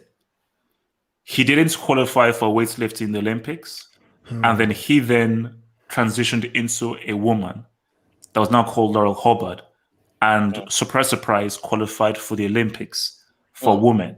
And there was a massive controversy in saying that should somebody who was a previously a man and now a woman compete with other women, but she didn't even qualify for the last and did not win a medal at the Olympics. So Bartomeu might be a woman. So if you say a woman who looks like who looks slightly like Bartomeu, it probably is Miss Bartomeu. Hashtag cold case. Hashtag what? Cold case, bro. All right, look, man. From Lal Rem writes, who says, if Mbappe leaves because of Messi, he will become El Rotigi or Fraudtigi. Lal Rem, basically the opposite of the prodigy. So he'll probably like the Fraudtigi or the El Rotigi. The tragedy. Oh, screw you. Lal Rem, guys. Pause. Wait, guys, can you just respond? Like, my thing is, if Mbappe leaves because of Messi, that doesn't make him a loser. You can't have too many stars around. That's true. So, because if he comes, that means that it's going to not be. Play striker. He'll have to play striker. And he don't want to play striker. He'll have to play striker, and it'll be the whole Neymar, Messi thing. And trust me, Messi's influence will find a space for Di Maria. Wait, Yeah, so he basically has to like forfeit that he's nowhere near the footballer that Messi is. If PSG win the Champions League with that team, are you going to count it as an Mbappe win? Are you going to praise him as a GOAT? Yes. Wait, HH, quick on this. What? Mbappe winning that Champions League go be like losing your Vika to a stripper. I have to say, bro. It's easy. Messi and Neymar in the team. Come on, man. HH, what if Mbappe gets too much injured? truth, man. What if Mbappe gets injured before the semi-final? We'll cross that bridge when we get. I told you guys I need this Infinity Stone for my narrative. Guys, are we talking about the same person that missed the penalty in the Euros? Wait. Yes, we're talking about the World Cup winner. Didn't do anything in the Euros. But my thing is that Mbappe needs to go to Real Madrid, and I believe that that's probably going to happen. If Messi does join, don't be surprised if Mbappe heads over to Real Madrid. Because in my opinion, I don't believe that we're going to see a team that has Mbappe, Messi, and Neymar at the same time. So your Eminem dreams, it ain't happening. And to Loughton again, you calling him the Frotigi, the El Rotigi, go tell your goats to score in a World Cup knockouts game, then get back to me. Score in a World Cup knockouts game, then get back to me. From your boy, clip that right there. From your boy Latin Lozario, who says, "As Kaku, prove yourself to the CL winner Turbo Timo." Latin Lozario. First of all, I find that extremely rude. Latin Lozario. And Latin Lozario, bro. If Lukaku comes, Werner is finished. Like his career is done. On what planet or globe? I mean, Eric, if Lukaku comes, Werner is finished. Am I wrong? I don't know about that. Eric, talk. It didn't sound too convincing. It didn't sound too convincing. Yeah, you have to be careful, man, with the guy called Turbo. You have to be very careful where you. Turbo, speak on it. Easy. You have to be very careful where you criticize him, because there's some Chelsea apologists, man, who they won't have any bad words said against this guy. You know, including people like Prime. They think that. Wait, but guys, between Lukaku and Werner, one scored in a CL semi. Who do you guys think that is? Out of Lukaku and Werner. That's why you change. Werner's goal doesn't count. It was from 1 yard away. Look, doesn't count. He almost missed. He almost missed. The goal is a goal, man. Hey, man, It's a good G. It's a good G. That's Havertz's goal. That is Havertz's goal. No, it's a good G. It's a good G. That goal counts for Havertz. We won't take it away from him. But look, for me, man, in my opinion, Werner is a bench player from now on. Like, that's the way I'm seeing it. But we'll see what happens. But impact up. Yeah. So from Dungo Kamau says Chelsea has Havertz for big games. Guys, I'm sorry. This is a great deal. We have our stats padder and we have our clutch man. Thank you. So my take is that Lukaku is there we beat up on those smaller teams and we ensure the goal consistency. So those 1v1s that Werner messed up, Lukaku is not going to convert them. And for those big, massive games in the CL, against City and so forth, that's where Havertz will come alive. So instead of putting all the pressure of all the goals on Havertz, Lukaku, bruh, I'm going to get you that 20 to 25. Those big, massive games, Lukaku, I can be there. Havertz, I'm going to come there to be money. Chelsea, this is a great deal. It's a great deal. From King Gumbani says, Lukaku, 24 non-penalty EPL goals in a season. Kun Aguero has never. Oh. What are we saying? They didn't know about that stat. Let's be honest. People didn't know about that stat, man. You people are haters, man. Lukaku doesn't even take penalties, bro. Can I really say? Yes, he does. 24 non-penalty. Yeah, he does. Who scored the penalty for Belgium against Italy? Lukaku. We're talking about Prem. Is it a difference? 25. Eric, let the haters hate. We have ourselves a striker. We are coming. Okay. I think 5 of them goals he tried to trap the ball and it ended up in the net, bro. By the way, I'm just saying. Can I talk about Lukaku? Z-Man. Please. Floor is yours, bro. No, I'm not. Listen, this is what I think, all right? You know, Timo Werner might not be a great finisher. He might not be a great striker. But my thing is, what Timo Werner offers is he fits your press. So, hear me out, all right? He fits your press in the sense that he presses from the top and then he makes it much easier for your midfielders and your defenders to press. And my thing is, with a player like that who offers this much to you in terms of, big games, in terms of just having that person that can help, and go still from the defensive line, I'm wondering, Lukaku won't necessarily offer the same thing. So do you think that Thomas Tuchel is going to change his style of play? So for me, is Thomas Tuchel thinking of changing his style of play? Because he originally wanted Hakimi. I'm guessing he wanted to go more offensive. But I think that what Timo Werner offers is something that maybe Lukaku doesn't necessarily offer. Which only, with that being said, but Z-Man, what is the primary function of a striker? Yeah, to score goals. No, I'm talking about the function of your team. That's the thing. Is Thomas Tuchel going to change your style of play? Is that what he's thinking of? with purchasing Lukaku, because he's not thinking of having a player up top who's going to be who's going to be pressing the defense all the time. Okay, so you're saying that the pressing that Werner does, Lukaku can't do that? No, I don't think he could do it to the same extent. I think what Thomas Tuchel's trying to do, he's trying to change your style of play, because he wanted Hakimi originally in the transfer window. So he wants more of an attacking approach. And my thing is, will that necessarily, with you guys purchasing Lukaku, will that be enough for you guys to win the league when you guys are trying to change your formation? And it seems like he wanted more players in order to change the formation. Or is he going to stick to the same formation? We're not trying to change the formation, man. We're sticking with that back three. Are you guys going to change the style of play? Nah. I mean, unless Tuchel is mad, why would you change something that was so effective? We don't need to change anything. We just need that goal scorer. That's it. That's it, man.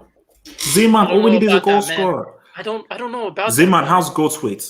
I don't know about that, bro. Respect. Oh, that's a low blow. That's a low blow. First of all, he did more in the Euros than your boy Mbappe. What did Depay do against Czech Republic? Mbappe didn't do anything. He did more in the Euros than Mbappe. Zeman, have you registered Depay?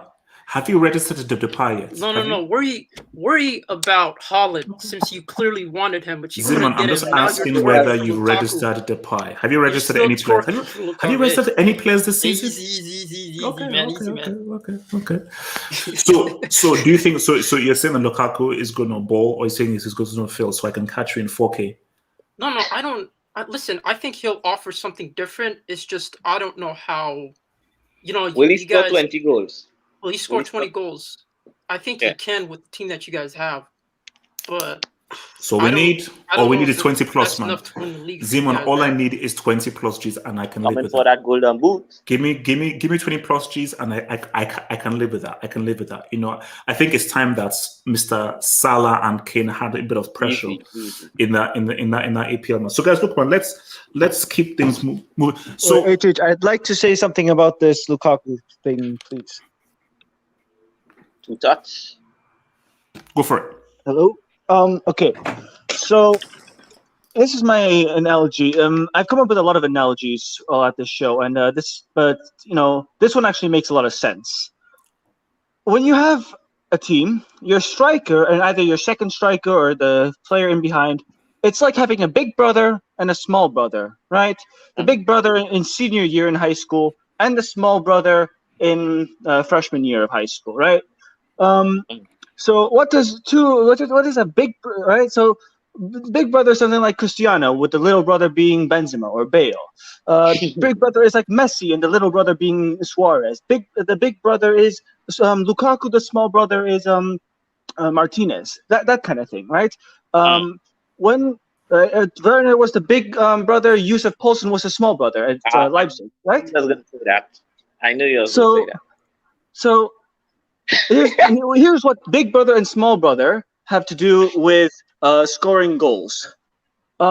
Scoring goals is like having sex for a striker. Whoa.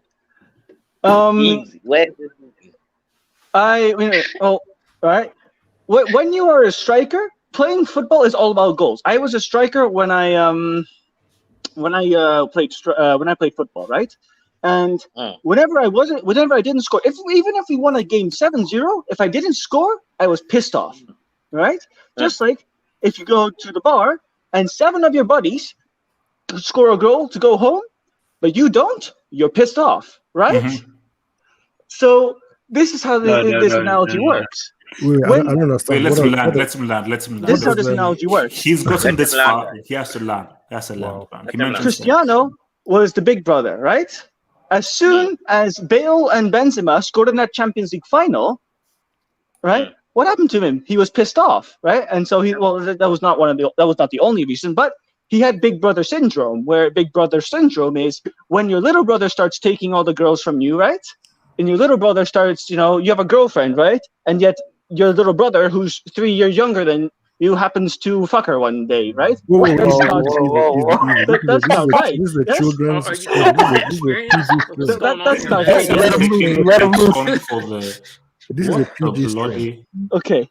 You let him move. So this on is where the earth is big brother going on? syndrome comes in. You get super jealous and you get pissed off and you get emasculated. Therefore, your confidence drops and you become a little brother, right? That's what happened to Timo Werner last season, right? Either you leave Whoa, so or you become the little brother. wait, Timo hang on, hang Werner, on. who used to be a big brother, was not able to get those goals. So So he who was the became a big little brother? brother, and the big brother of Chelsea, there is no big brother. That's why Lukaku is a perfect fit. This is my point. This is the What? point I'm This trying to is go sounding to. too real, bro.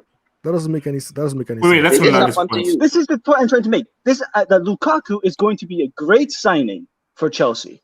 That it's actually probably even better than Haaland, in my opinion, because Lukaku brings that experience in the Premier League. Lukaku is a big brother, right? You saw that in the relationship with Rashford, and you saw Lautaro. that with the relationship with Lautaro as well. He is the big brother, and Havertz will be the small brother. It's perfect. All that team needed was the big brother of the striker, right?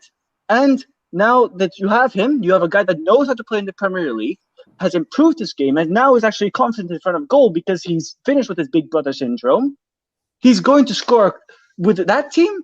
That team, all that team needs is a couple as a finisher, right? And you might say, but what about those counterattacks that Timo Werner was so useful for? Those you only get against the bigger teams, right? You're not going to get a lot of counterattacks playing against Norwich City. Actually, Norwich is a bad example, but you know what I mean. Not against Newcastle United, sorry. So when Lukaku comes in, you don't need someone with pace. You need someone who actually knows how to finish the chances that Werner was missing.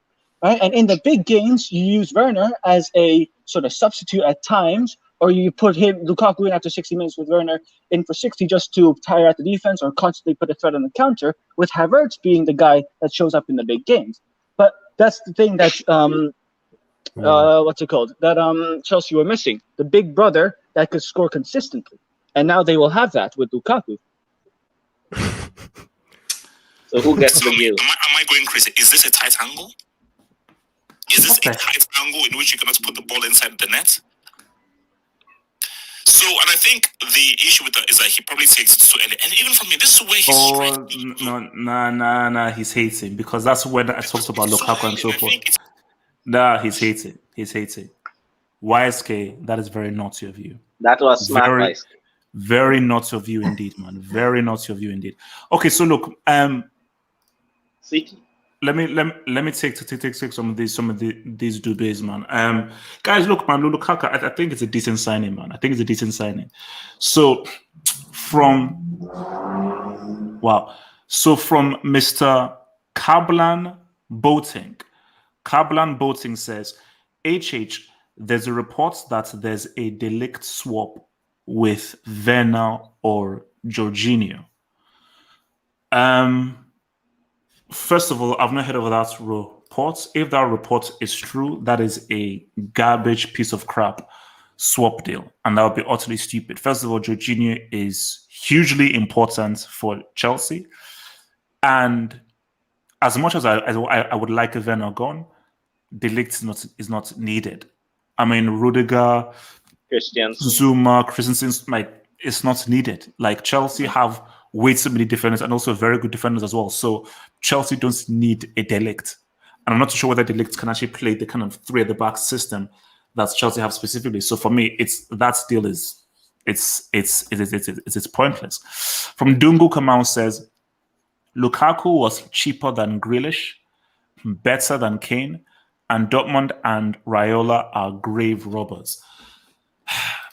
I mean, there's more to that story, Richard. There's more. But Eric, my thing though is that for Dortmund, you have to be stupid. You're going to lose him for 70. So rather than take 120 or 130 that I'm sure Chelsea offered, you're not going to now take 70 because no one is offering 120. Especially in this market, no one is giving the money. So wouldn't logic say that? Wait, just take more money now rather than take only 70. The only kind of logic to that is what I heard was obviously they're changing the rules with how much the agents can get.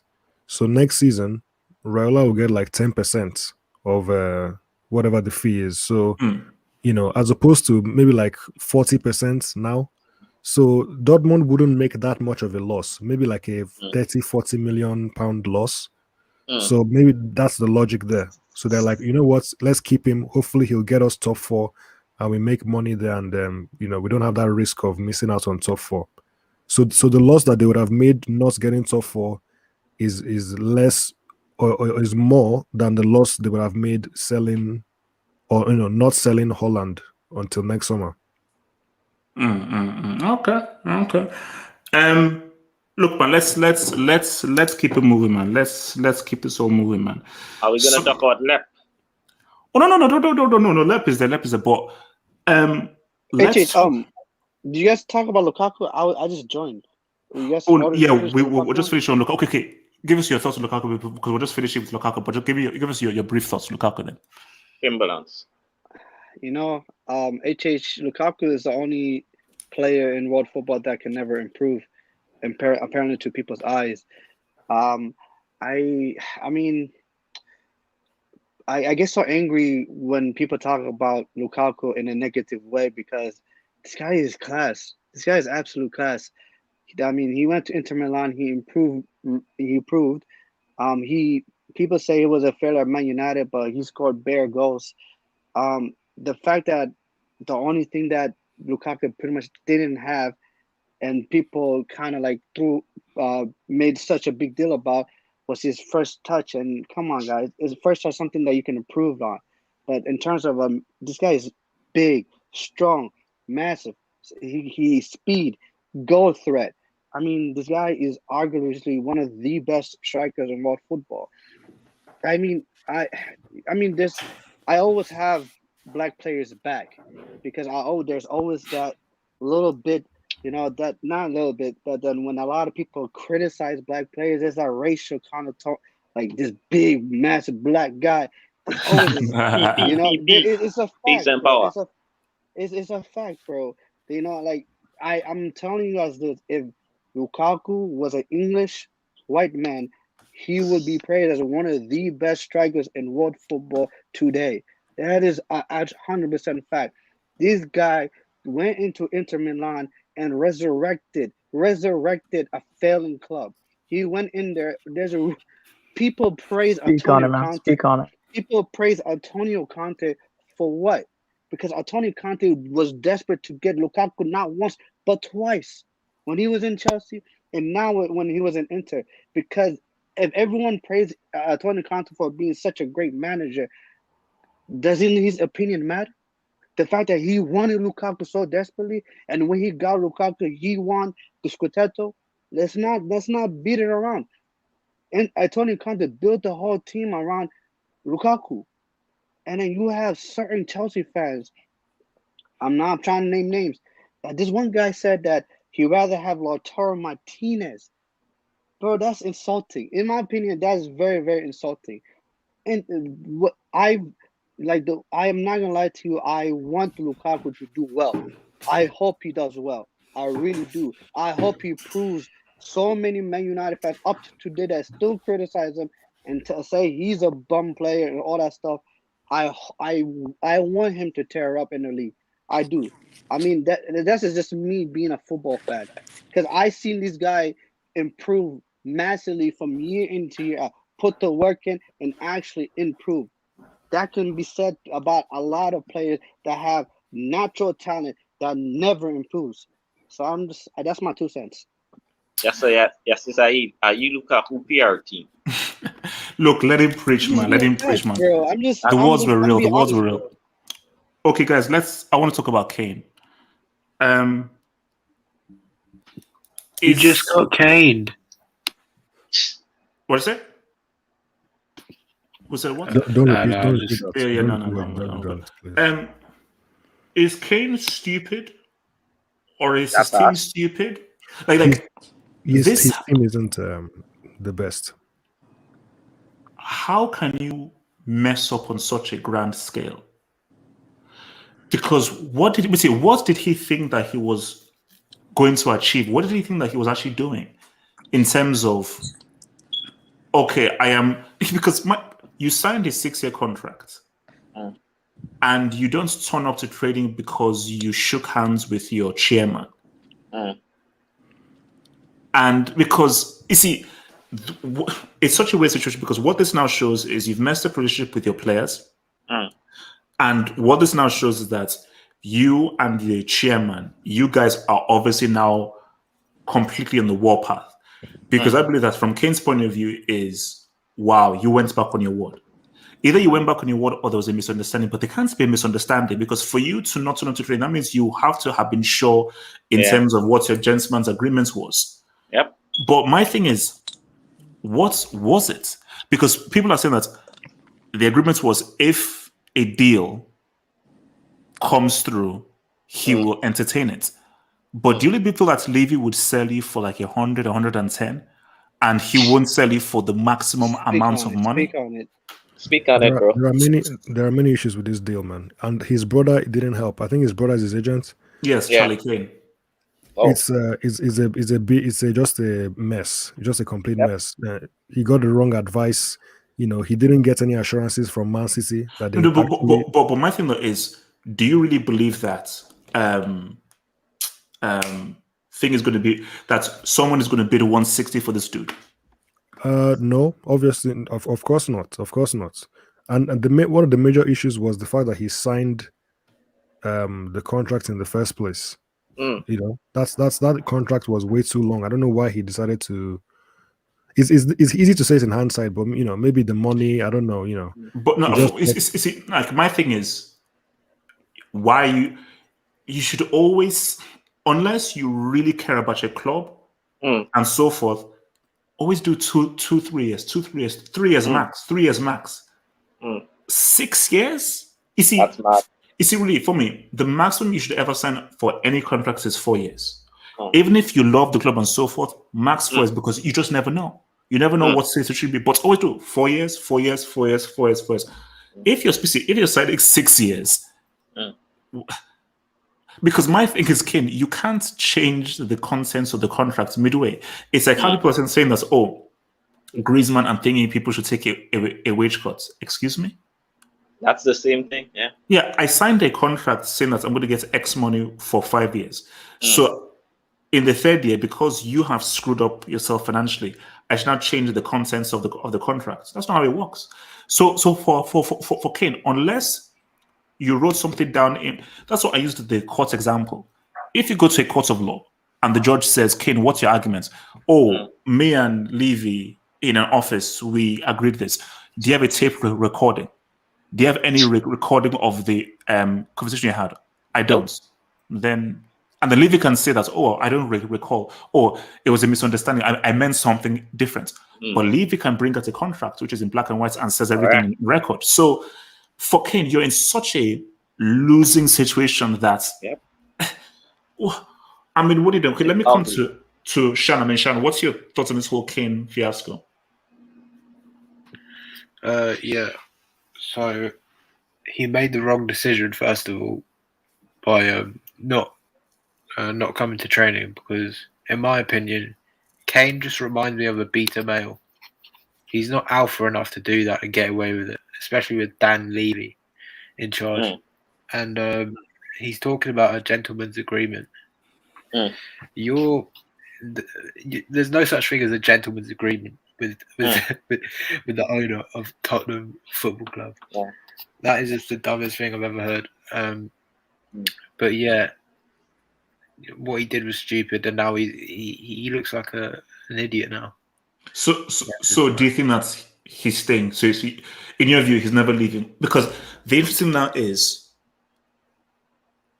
160. Who's going to pay 160? But at the same time, he has really ruptured the relationship within the dressing room, and you don't really want a toxic dressing room and so forth. So, do you think that Levy maybe slowly comes down from the 160, or do you think he still stays without 160, and Kane stays because no one is going to pay that 160? I think Kane's going to stay this transfer window anyway, but I'm not ruling out anything from Lep. Because this guy, he said a lot of things. He said he can replace Aguero, whatever he said. Yeah, he's a big guy. He cried. Yeah, he's weird, fake man. crocodile tears. He's odd. Yeah, but about the dressing room, I think this sort of stuff happens like all the time in football, but it just gets like after a few weeks, once he starts scoring again, it'll be all right. Yeah, they'll be forgotten. Listen, people say, "Oh my gosh, he'll never be the same," and so forth. It takes a few weeks. It takes a few weeks and it'll be fine. But see, my thing though is, it's funny he said that's how you don't think he has it in him, because you saw what Dimitri Payet did, you saw what Van Dijk did, and you saw what Mahrez did, where these guys were like, I remember Van Dijk was like on a plane at one point. He was like, bro, I ain't playing. So he just forced a move. Payet was like, bro, I don't care what anyone says about me, I am not leaving. I'm not touching West Ham until you put me back to France. Kane's situation is because you're England captain, and so much has been made out of you and so forth. And that's why he put forth that bullcrap statement to try and save face. To protect his image. Yeah. But everyone has been like, wait, that statement is a pile of crap. It doesn't address anything. It's like, wait, what is it? No, you literally didn't turn up for training and you were fined because you should have turned up to training, but you didn't. So Jamal, how do you read this, bro? This is a big mess, man. And this is ugly. Because Kane, I'm sorry, bro, but this is on you and your agent. Because, bro, how can you agree to a gentleman agreement? In what world is Daniel Levy a gentleman? But, bro, Daniel Levy is not a gentleman. So you shouldn't even sign nothing with this guy. And it's a mess, man, because how can he leave? Because Daniel Levy is saying 160.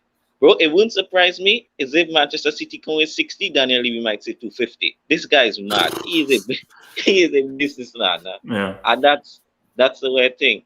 But guys, I want to know, can any of you guys in the comments say when he signed that contract? Because the only out I can give Kane is if he signed that before they make it to the Champions League final, when they was in the title race with Leicester. Because, bro, about 4 years ago, Tottenham was looking like they was on the up, because they was challenging for the title and they make the Champions League final. So maybe at that time... I mean, I'm thinking, I don't know what the latest, I'm thinking it's 2017. 2018, I think. 2018. Because he has 6 years and he has 3 more left. Yeah, 2018. So guys are saying it's 2018. Yeah, 2018. 2018. Yeah, so that was before the sale. Yeah, man, because guys, we cannot forget, Tottenham was on the up. So maybe Kane said, you know what? Tottenham is on the up. Pochettino's good. He's managing good. Maybe I might retire here. But the thing is, you can never assume in life. Because, bro, 2 years later, the state of Tottenham right now, they are bad. Tottenham they're trash right now. So you should never sign a 6-year contract, bro. As you said, HH, the most 4-year extension. No, see, my thing for Kane is you've got to play. You see, you can't have your cake and eat it. You can't want to force a move, but try and do it in a nice way. Because my thing is that I think for Kane is that he realized that by them sacking Mourinho and hiring Nuno Santo, it shows, and not especially not getting Conte. And not getting these big time managers, it shows that they're not going in the right direction. So he's like, "Oh my gosh, I've got a dip." Now, if you really want to go, you've got to play nasty, and you've got to make it so uncomfortable for Tottenham, so uncomfortable for the club that they will now try and forcibly find a way to let you go. And but he's like, sorry, go for it. Now, that's what I the one last thing I have to say on this is, guys, it would be good for all parties if you leave, because let's just say Tottenham gets 150 million. They can invest and fix that thing, because that's gonna need a lot of work, bro. That's gonna need a lot of work, and it will be Kane. It will be good for Kane as well, because he can go City and he can prove to us if he's really world class. But I don't think he's leaving, man. Because guys, 3 years is 3 years. That's a lot of years, man. So I think he might have to stick it out until 2 more seasons at Spurs. Yeah, sorry for Kane, man. Okay, so who else wants to jump in here on this, man? Can I say something, HH? Go for it. So, HH, when I say in this situation, I'm on Levy's side, and I think Kane is 110% wrong in this situation. He's not wrong in the fact that he wants to leave, but let's talk about the reality. This is football we're talking about here. When Pogba was at Juve, Manchester United signed him for 89 million. Lukaku is under contract with Inter Milan. Chelsea signed for 113. Jack Grealish, Aston Villa, 100 million pounds. Every player has his value. The reality is, if Manchester City was offering the value of Kane, this would not have been a discussion. Let's be honest here, guys. If Manchester City was offering 150 mil, Harry Kane would have been a Manchester City player. The reality is Manchester City are not. They offered 100 million. That's all they offered. And at the end of the day, every player has his value. I remember the summer that Coutinho signed a 5-year contract. He left in the winter for 135 million euros. Every player has every player has their price. Harry Kane, you can do whatever you want. You can cry, you can jump up and down, you can not show up for training, but 150 mil is 150 mil, and I don't understand what is his logic in not showing up for training and trying to force a move. I don't care who you are. I don't care how bad you force a move. Every player that even forced a move, the club got the value for that player. It did. Daniel Levy said a gentleman's agreement. The gentleman's agreement was not to go for you to go for cheap. Come on, are you stupid, bro? It's not for you to go for cheap. It's for you. Okay, if the club meets your value, because he is worth 100. If Jack Grealish is worth £1 million, this guy is worth 150 million. It's just a fact, guys. If call it inflation, call it whatever you want. That's just a fact. The way Aston Villa dealt with Jack Grealish said, okay, 100 mil will sell you. Manchester City had to pay the price. That's just the reality. No one goes for cheap. You are considered one of the best strikers in the world. And he believes that, oh, if I do this or that, my value will go down. They're gonna have to force us. Nah, bro, that's not how it works, bro. Bro. Levy would rather have you stay here for another year. You unhappy, you kicking rocks, to sell you for cheap, bro. And the fact that he does not understand that is beyond me. And so the fact that you know what, I put two together. He was done for signing a 6-year contract, and he's done for what he's doing right now. So, look, bro, come on, bro. Like, do your due diligence. Show up for training. And if Manchester City desperately wants you, they'll pay the money. It is simple as that. And you get your move. Tottenham is happy. Harry Kane is happy. Manchester City is happy. Bada bing, bada boom. Who else wants to jump in on this whole? I'm gonna jump in. Zeman and then YSK. Zeman. Listen, man. Any agreement must be made. Must be placed by contract. That's the only agreement that matters. And my thing with Harry Kane is, how did you not think of this? You know who Daniel Levy is. This is a businessman. He's gonna want the money for you. For you not to plan this out and for you just to sign a contract without making sure that contract has a clause in it that says that I can leave after a certain amount of years, and I have a release clause. How do you not plan this out? How does your agent not plan this out? And my problem is, if he doesn't, in 3 years, he'll be 31. Oh, this is a guy. This is a guy who's injury prone, by the way. And ankles. So how much players would want him? It's one thing. It's one thing to be in your 30s, like Lewandowski. If he was available, I'm sure every team would be going on for him. But with the likes of Kane, this is a guy who's shown that he consistently has injuries. So will top clubs be coming around for him? My thing is, this is your fault. I hate how these people just say, "Oh, we had an agreement, but it's not in the contract." You have to make sure it's in the contract, because at the end of the day, the club is going to look out for what they want. You have to look out for yourself. You have to think about number one, and you clearly didn't when you signed the contract. So it's down to Kane. This is all Kane's. Kane, you put yourself in this type of predicament, and there's no one going around it. So it is what it is.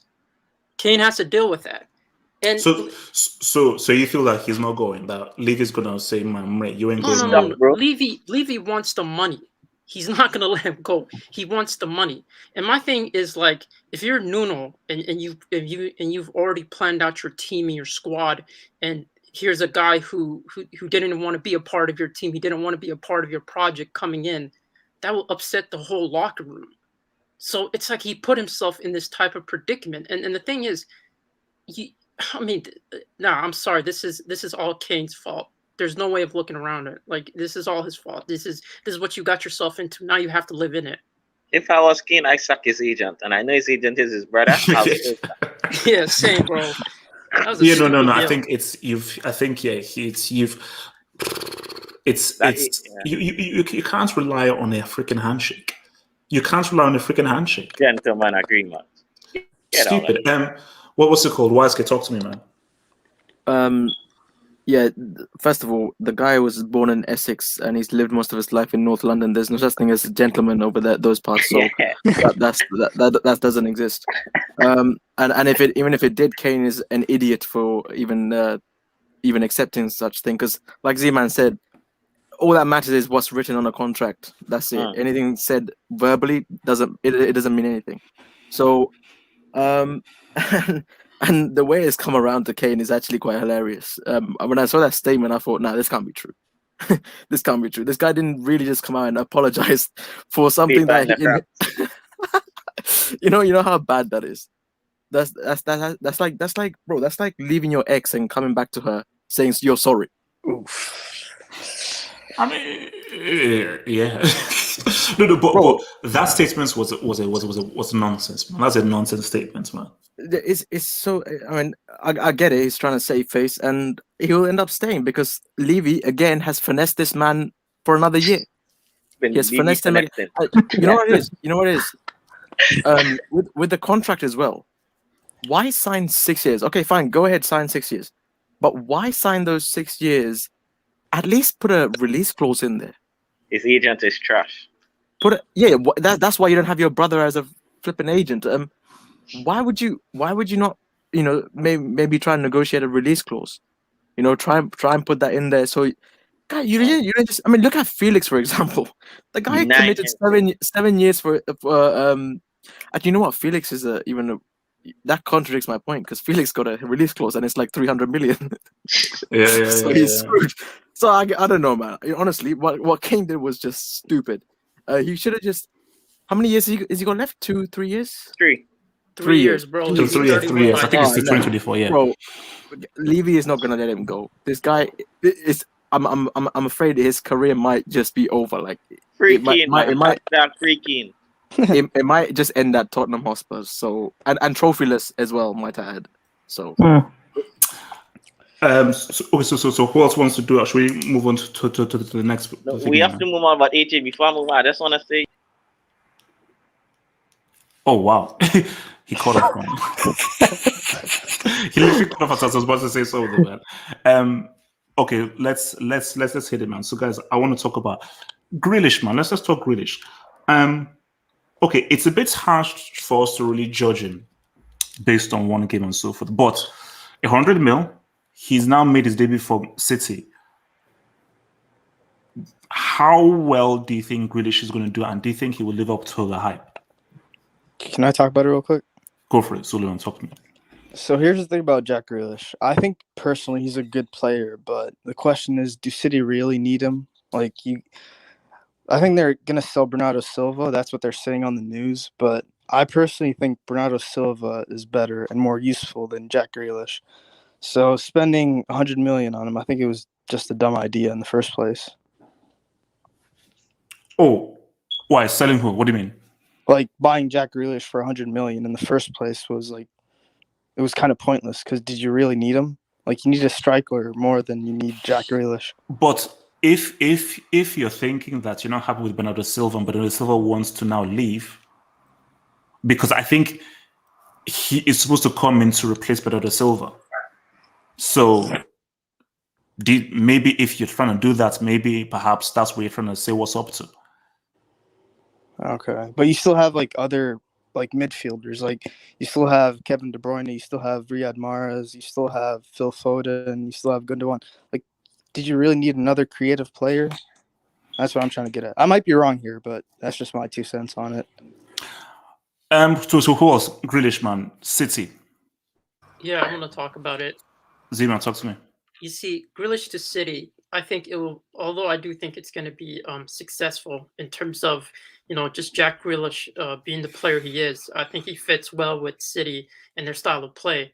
But my thing is, I don't necessarily think Man City have learned from their lesson. They need a striker.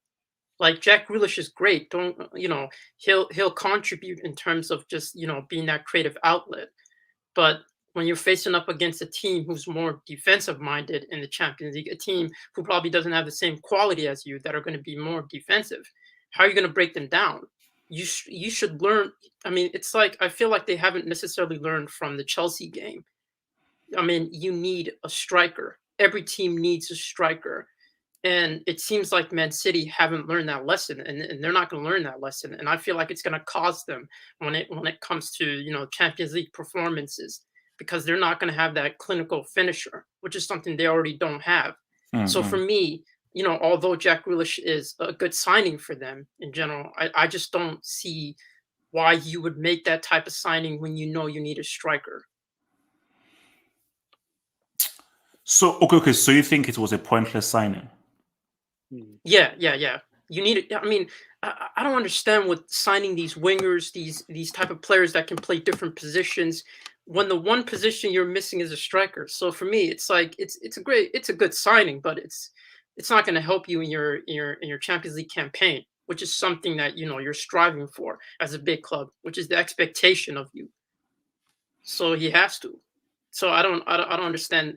I don't understand how you don't sign a striker, but you sign Jack Grealish. No, not for. I mean, no, their priority is this. Hence why they want to get Kane. But can you get Kane for 160? And if you get Kane for 160 plus 100 for that, that's like almost 300 that you couldn't spend, which is just guys. Are you forgetting what Pep said? He said we cannot replace Sergio Aguero. He's a cycle. One thing that I do not get is why 100 mil. I understand Aston Villa, that's what they asked for, but Grealish just is the most expensive player in British football. That's and then when you hear that, you're thinking, okay, this guy is you talk about the most expensive player ever is Neymar, 220. The most expensive English player / British player is Grealish. And I think about that, I'm like, okay, but this guy, I like Grealish, very talented player. But does anyone here believe that he will be better than De Bruyne? No. Oh no. No. See, I mean, he's not gonna reach De Bruyne levels. So I'm looking at him. Okay, alrighty. You have Raheem Sterling. You have Phil Foden. Your youth. The guy you say, oh yeah, homegrown talent. Pep Guardiola. He promotes the youth. BS. Anyways, and I look at it and I think about it, I'm like, like Zeman said, I don't get the point in signing a Grealish. It's like I look at it as all right. He's just one of many talented players of Manchester City. I don't see him standing out like some expect him to. I don't see him being De Bruyne-esque. I don't see him will he be good? Maybe, you can maybe say that he might be, the next Samir Nasri. City signed Samir Nasri from Arsenal. Amazingly talented player. He, balled out in Man City. But still, he had his problems at City, injuries and everything. So it's like, for me, I'm like, I don't understand the move from City aspect. I understand it from Grealish aspect, but from City, I'm like, okay, fine. We're gonna, win the league again, but at the same time, like, when Jack Grealish, at the end of the day, with Jack Grealish win Man City the league, and I'm like, no. Because at the end of the day, does it matter if you start Grealish or Bernardo Silva? No. Does it matter if you start Grealish or Foden? No. Does it make a big difference? No. So that's my 2 cents. All right. So guys, let's let's finish strong, man. Let's finish strong, man. Can I quickly talk about Grealish? Go for it, Eric. Go for it. Yeah, I just wanted to say that from what I heard, apparently Pep doesn't want to use a striker. He wants this false nine kind of. Yeah. So that's why it seems like Grealish was a priority. More of a priority than Kane. So that's interesting. I have no idea what he wants to do with Grealish, but would that be wise though? If let's say he doesn't want to get Kane and he just uses Grealish, would that actually be wise? Because that means you're putting a lot of pressure on Grealish to be effective. For me, it doesn't make too much sense. But obviously, Pep is different. He likes to do things different. So I'm sure he has his idea, but obviously Grealish will have to change. He'll have to change the way he plays. Weird. He's weird. Pep is weird. Very weird. He's very strange. Yeah. He will mold Grealish into what he wants, obviously, and Grealish will have to fall in line. But it should be interesting to see what he does with Grealish. But Grealish won't help them win the Champions League. They're the favorites for the Premier League, whether they sign Grealish or not. He's just a different option. It's the profile of player that you expect Man City to have. But he won't help them win the Champions League, in my opinion. No, for sure. As I said again, look, he's a good, decent player, but he isn't that kind of game changer who will now really help you on a massive scale. He could prove me wrong, but again, what the big deal is. I don't see what the big deal is. I mean, if Bernardo Silva is leaving, Grealish is more than capable of replacing dude. He plays multiple positions, and I mean, he's Premier League proven. He's going to keep their Premier League dominance. Is it good enough for the Champions League? We don't know, but the window isn't closed yet. There's still time for them to make another signing. I mean, this is a. But is he worth 100 though? You see, I never pay attention to the prices anymore. Okay, I mean, Benjamin Colgate went to Arsenal for 50 mil. Okay, Maguire went for 80. Okay, Griezmann went for 120. I mean, what are we doing here? I mean, Coutinho went for 160. So like, pricing doesn't even do me anymore. Like I don't even look at the price anymore. Okay, they got the player, fine, they got their player. I mean, is it expensive? Is it worth that? No, but I mean, who's worth anything? The same thing nowadays. Okay, so it's like they got their player, they got their midfield, and look, let's be honest. City had 2 strikers last season. None of them were effective. Okay, so if he doesn't want to play any striker, fine. I mean, that's Pep. I mean, his style doesn't really call for a striker that much anyway. But I do feel he needs a striker. But if he doesn't have a striker, he did win the Premier League and go to the Champions League final without any. So I'm not really going to, critique that much. But yeah, I feel Grealish is okay. I mean, it's a good signing for all parties. If Bernardo Silva is going to leave, it's going to be enough to replace them. I don't think, 100 million for City is chicken change. Okay, it's like when you go to a shop and you see a shoe labeled $600 or something, or £600. I see that money and you're like, I'm not even stepping close to it. But then you see one of these Asian guys wearing this stuff and you're like, okay, fine, but because the guy has the cash, man. So it's like City have the cash. It doesn't mean much to them.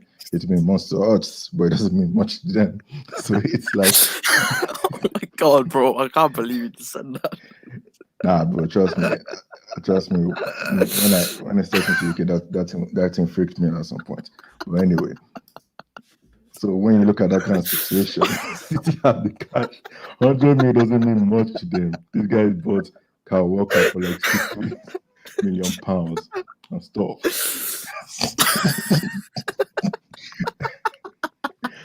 Come on, let's be honest. We've seen this issue before, man. We've seen this. I'm saying nothing. I'm saying nothing, bro. I'm saying nothing. My lips are still moving on swiftly. Let's move. Let's move. So let's finish strong, guys. Griezmann, Antoine, and Griezmann. If it is possibly that Messi is leaving, this is now his team. This is now Griezmann's team. Does Griezmann rise? Does Griezmann rise to the challenge and take Barcelona into the future? Does he now really show his worth in Messi's absence? Or does he get exposed even more? The spotlight is on Griezmann. I mean, should people really be okay? Should people be booing him? No. Is it fair that people are booing him? Suleiman, talk to me.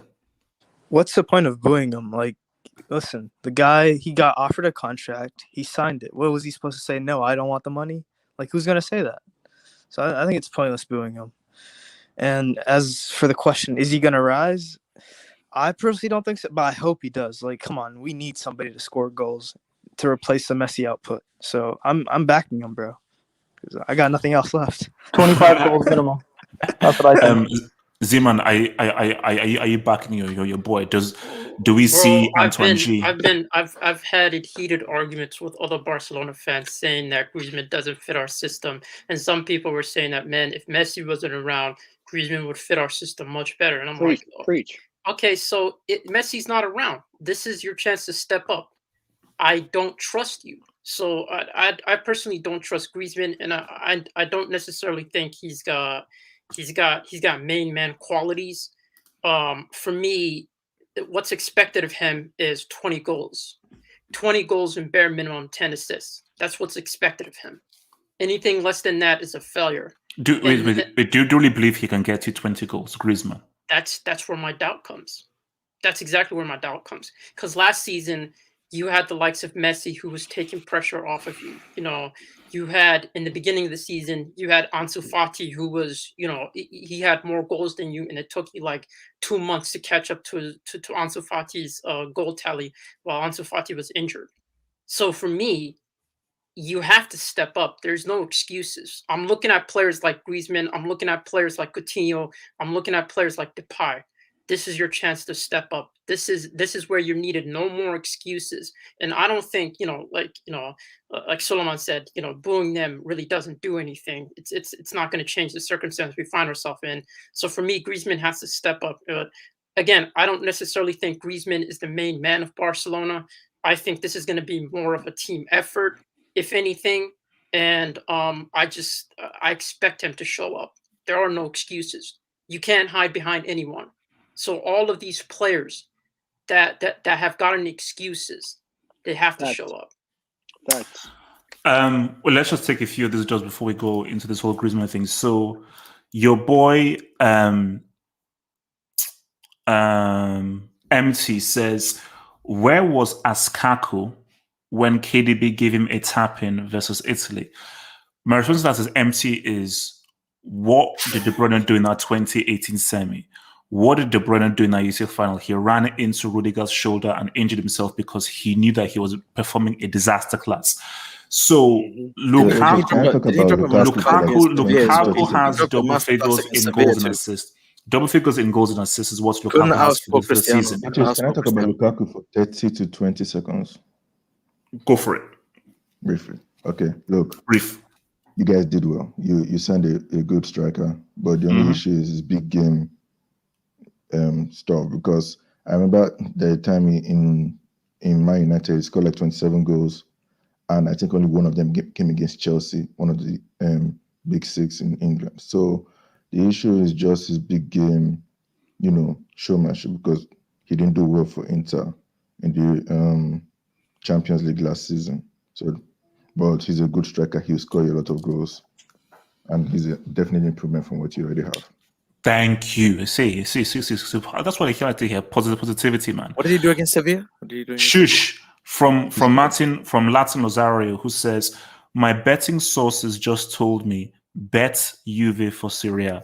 Well, yes. If Inter are going into liquidation and AC Milan have no one,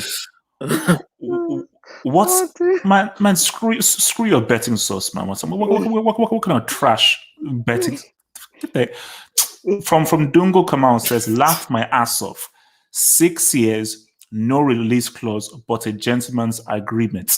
I know be gentleman like that. So Dungo, Kane is a muppet. You signed a 6-year contract, and you think that Daniel Levy is going to allow you to go based off a gentleman's agreement? You're stupid. Either you're stupid or your brother is stupid. I don't mean to start insulting people's families, but someone in your camp is either you're stupid or someone in your camp is stupid. Keep it real. King Gumbani says, Kun's top scoring Premier League season is 26 goals, 5 penalties, and 16 big chances missed. Lukaku's best Premier League season is 25 goals, 1 penalty, 8 big chances missed. Lukaku is not clinical. How good is Aguero really? Well, he didn't take How penalties. good is Aguero? How good is Aguero really? Haters, I'm sorry, we're coming. Haters, I'm sorry, I'm coming. Thames is coming. Thames is coming. I'm coming. We're coming. We're coming. And John Green says KDB and Gundogan are both 30. Grealish is needed now. John, well, I hope that Grealish performs. Based off the hype and so forth, I hope the guy performs. So, Griezmann, who wants to talk about Griezmann? Griezmann. Let me say yeah. this. Go ahead. Can I ask a question? What happened to Muller on your AV? Oh, is that core? Is that core? Yes, it's core. Hey. Look, let me ask you something, right? Let me ask you something. I'm still a Muller fanboy. Relax, okay? It was just one England game. He missed an open goal against England. Just one England game. It was a competitive game. He missed it, but guess what? What was the difference? He picked his head up. Okay, good. No, okay. We're not talking about Muller. Now talk about Griezmann. All right, yeah. So you see this guy that I have in my profile, right? You're still denying it. You're still denying it. This guy will take over this Barcelona. I said that we're talking about Griezmann. Where does Ansu Fati come in? Griezmann cannot fill. What is your name? Griezmann cannot fill Mr. Messi's shoes. The only player who can fill Mr. Messi's shoes is the guy that's in my profile. Notice how you say Mr. Messi now. Yeah. So you now have respect for him. No, sorry. Griezmann is a system player, just like Messi. He can't fill Mr. Messi's shoe. I'm sorry, man. I'm so sorry. Fati is dynamic. He can score acrobatic goals. He can score headers. He can score out of crosses. He can do it all. He can do it all, man. And this is the type of player that will take Barcelona to the next level. Ansu, Jeremiah, Fati, whether or not you like it or not. So you're a Barca fan? No, I'm still a Bayern fan. Forever and always. Forever and always. Okay. So you're saying that Griezmann is going to flop? Yeah, I'm saying the guy on my profile is more likely to take over from Messi than that bum French. What's gonna call it? A ponytail, yellow hair guy. Cole, what is Fati next in line for? By the way, what's he next in line for? He's gonna be the Barca's one-man player. He's gonna be taking over Barcelona. He's the one who's gonna take control. Do you know the injury he's coming back from? Do you know the extent of the injury he's coming back from? No. But listen. Who can score acrobatic goals? Cole, I asked you a question. No. Okay. What's the direct question? Ask me again. No. Don't ask him anything. Tell me, what is Griezmann going to do? So you're saying Griezmann is going to completely flop for Barcelona in Messi's absence? Yeah.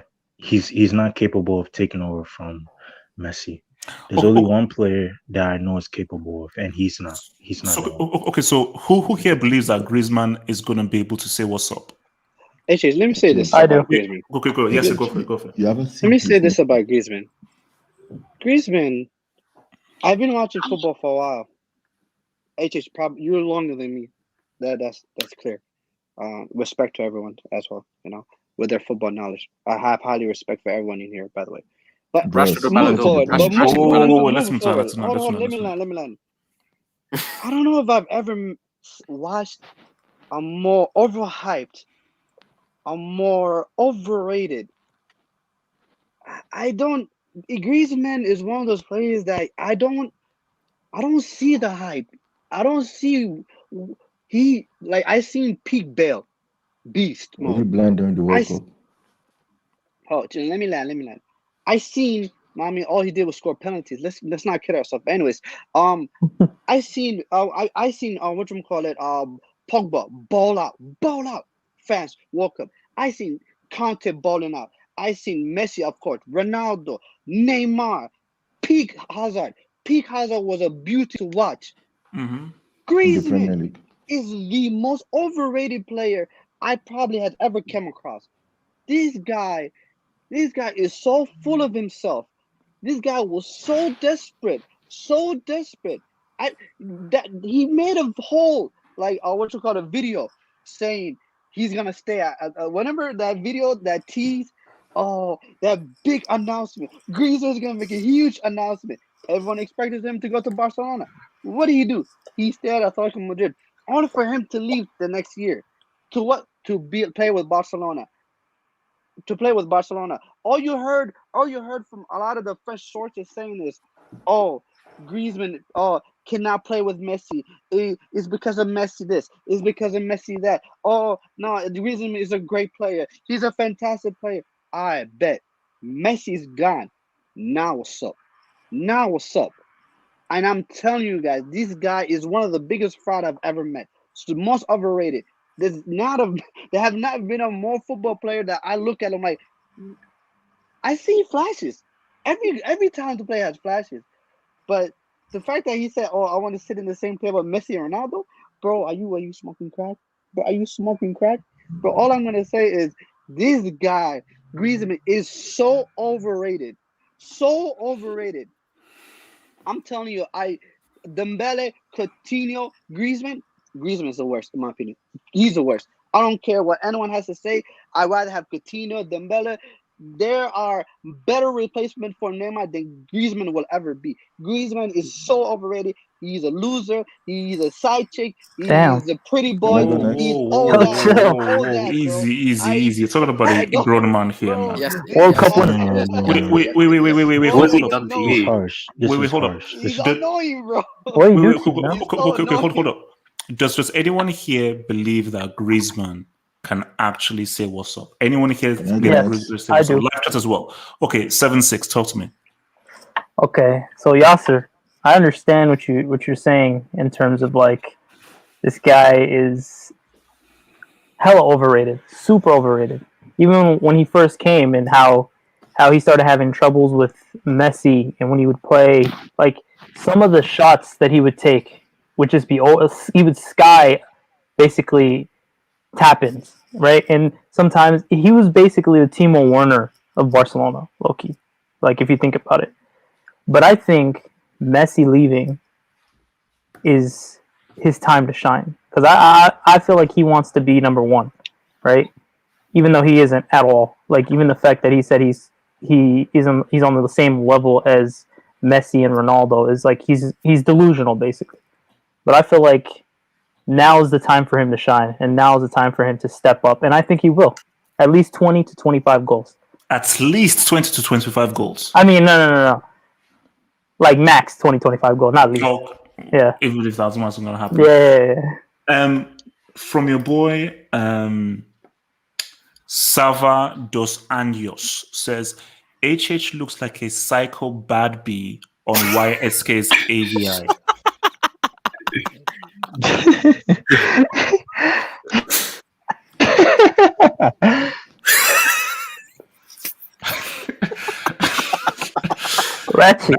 That is so messed up on so many levels, on so many horrific levels that I don't even want to go into. So what I'm going to do is I'm just going to move on, because that's just scary.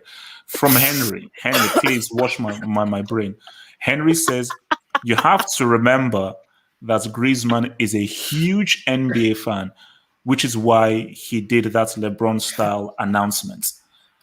But here's the thing. Griezmann isn't LeBron. LeBron is LeBron. Griezmann is Griezmann. So even if he bleaches his skin and has an afro and pretends to be black in a photo for the Harlem Globetrotters, still doesn't make him equal to LeBron. So for Griezmann, you're in a very difficult position right now, because you propped yourself up so much. after the World Cup and you got so big for your boots that as of right now, you now really have to say what's up and you now have to execute. Rob, Griezmann, do you think Griezmann is going to rise, bro? Maybe, but I don't think so because he doesn't fit tactically, I think. But he's a World Cup winner, man. He's said what's up with the World Cup, but he still don't think that he's going to be able to not fill the shoes of Messi, be better, be more effective, flourish in Messi's absence. Than Messi? No. Not as good as Messi, but he will flourish and become better than he was with Messi. Of course, not like Messi. No. Well, he could have the manager changes certain things in regards to tactics or something because he wasn't a really good fit last season. So unless things change with the manager, etc., then I think it could potentially be a success. So look, man, guys. Hold on. Can I go? Yes, go for it. Go for it. First of all, I don't think Griezmann is overrated. I think he overrates himself. But based on what I hear people say about him, I don't really think he's overrated. I just think he declined. Because in 2016, he was great. He was amazing. Played for Atletico and then for France. And yeah, when it comes to goal scoring in the 2018 World Cup, yes, there were penalties. But I'm pretty sure he had a lot of assists, like the one he gave for Varane. And I think the the corner kick he gave for Umtiti to score in semis. So, yeah, penalty goal scoring wise, he stat padded, but he was still effective. And he did his thing in these Euros. He wasn't the greatest, but he did his part. And I feel he can do his part for Barcelona, especially without Messi there. I think he'll play more of his position, as if homeboy Koeman allows him to. And I think he'll be more effective. Now, the level that he is at 30 years old and the way he is in 2021/2022 is not obviously going to be the same as 2016. But I do feel he's going to play his part. Now, will he be the superstar? No. But he will play his part, I believe. He will score a few goals, miss a few open goals. And yeah, I just feel he's going to do. So he's going to miss a few open goals, he said. Look, there are some players that is just inevitable. As good as Sterling is, we also already did against Lyon. And as good as Werner is, we also have seen I couldn't put out this guy said as good as Werner is, man. Look, are we going to talk about Depay? Can I say something? Go for it, Ziman. Go for it. My thing is, listen, Griezmann is not a main man. I think this whole thing of just talking about Griezmann alone, he's not a main man. He'll never be a main man. That's not his role. He doesn't have the ability to be a main man. My thing is, side chick for life. He is. It's what he is. He's not a main man. He's not the guy that you look at and you think that's a superstar. And within the Barcelona squad, within the Barcelona squad, it's a matter of having players that should step up that when Messi left and fill that void in terms of getting goals and assists and contributing to the team. And my thing is, there isn't like a superstar that's leading Barcelona as of right now. It's a bunch of players that are either towards their 30s or their late 20s that are going to be in positions in which they're going to be starting, or a bunch of youngsters coming through. So for me, it's about the team. It's about how much they could contribute each. I don't see Griezmann as the main man. I never saw him as that, and that's his role. That's his role. He's not the guy. He's not the guy that's gonna fill in, that Messi role. He's not an incredible footballer. That's not what he is. He's there to fulfill his role. He's a role player. Z-Man, what about this guy? Drake. Oh, bro, worry about winning a title next season. That's what you should be worried about. Oh my God. 4 years about 5 years. Leave Memphis, Tennessee alone, man. Leave Memphis. Yo, class B called Griezmann. Can I ask a question? Yes. All these signings that Barcelona made to play with Messi. Now, what was the point of it now? Oh no, like all these guys that moved to Barcelona to play with No, Messi. that's where Bart's You, man you got see the what whole thing Yeah. Gabriel wrong. said? No, I think Memphis is gonna show up. You see No, what no, no, Gabriel no. just That's Next no, season. that's why Agagero wants to leave, man. So because he's like, Oh, listen, Guerra's there too. Yeah. wait, hold up. So from Mr. Tasha Mawisa Pasi Pandoya, who says your takes are overrated. Yes, yeah. Griezmann is a World Cup winner. You see, my thinking is so is Abeloa. I think Abeloa is a World Cup winner and the Euro winner as well. You can win major trophies and Thomas still Lamar is be a World Cup trash. winner. Thomas Lamar is a World Cup winner. Your effect in the team. Remember Isn't what I said? Mustafi World Cup winner? Okay. No. Yeah, but was Griezmann played his role? Was he one of the standout players for France? No, he wasn't one of the No, it standout wasn't. players for No, France. but you cannot compare him to Abeola. You can compare him to like Like a Thomas like an Lamar, Ozil, like an Ozil for Whoa. Germany 2014. Oh no. Ozil. Not an Ozil, okay. Well, in the Ozil didn't do 2014 much. World Come Cup. on. No. See, for me, I said like I think as someone said, Griezmann is and will forever be a side chick. Like that's what he is. That's what he is. And until further notice, that's what he'll be. Guys, would be back at 11 a.m. For the Messi, BST for the press conference. Messi Messi, press right? conference, 11 a.m. live reaction back here. He's Is going it to gonna be announce on his YouTube? retirement. Lugo. It's on YouTube. Wait, what if he On YouTube. retires? What if he retires? He's going to retire. I think he's going to retire. Yes, Guys, shit. I'll say, sure, bro. he's out. He flopped.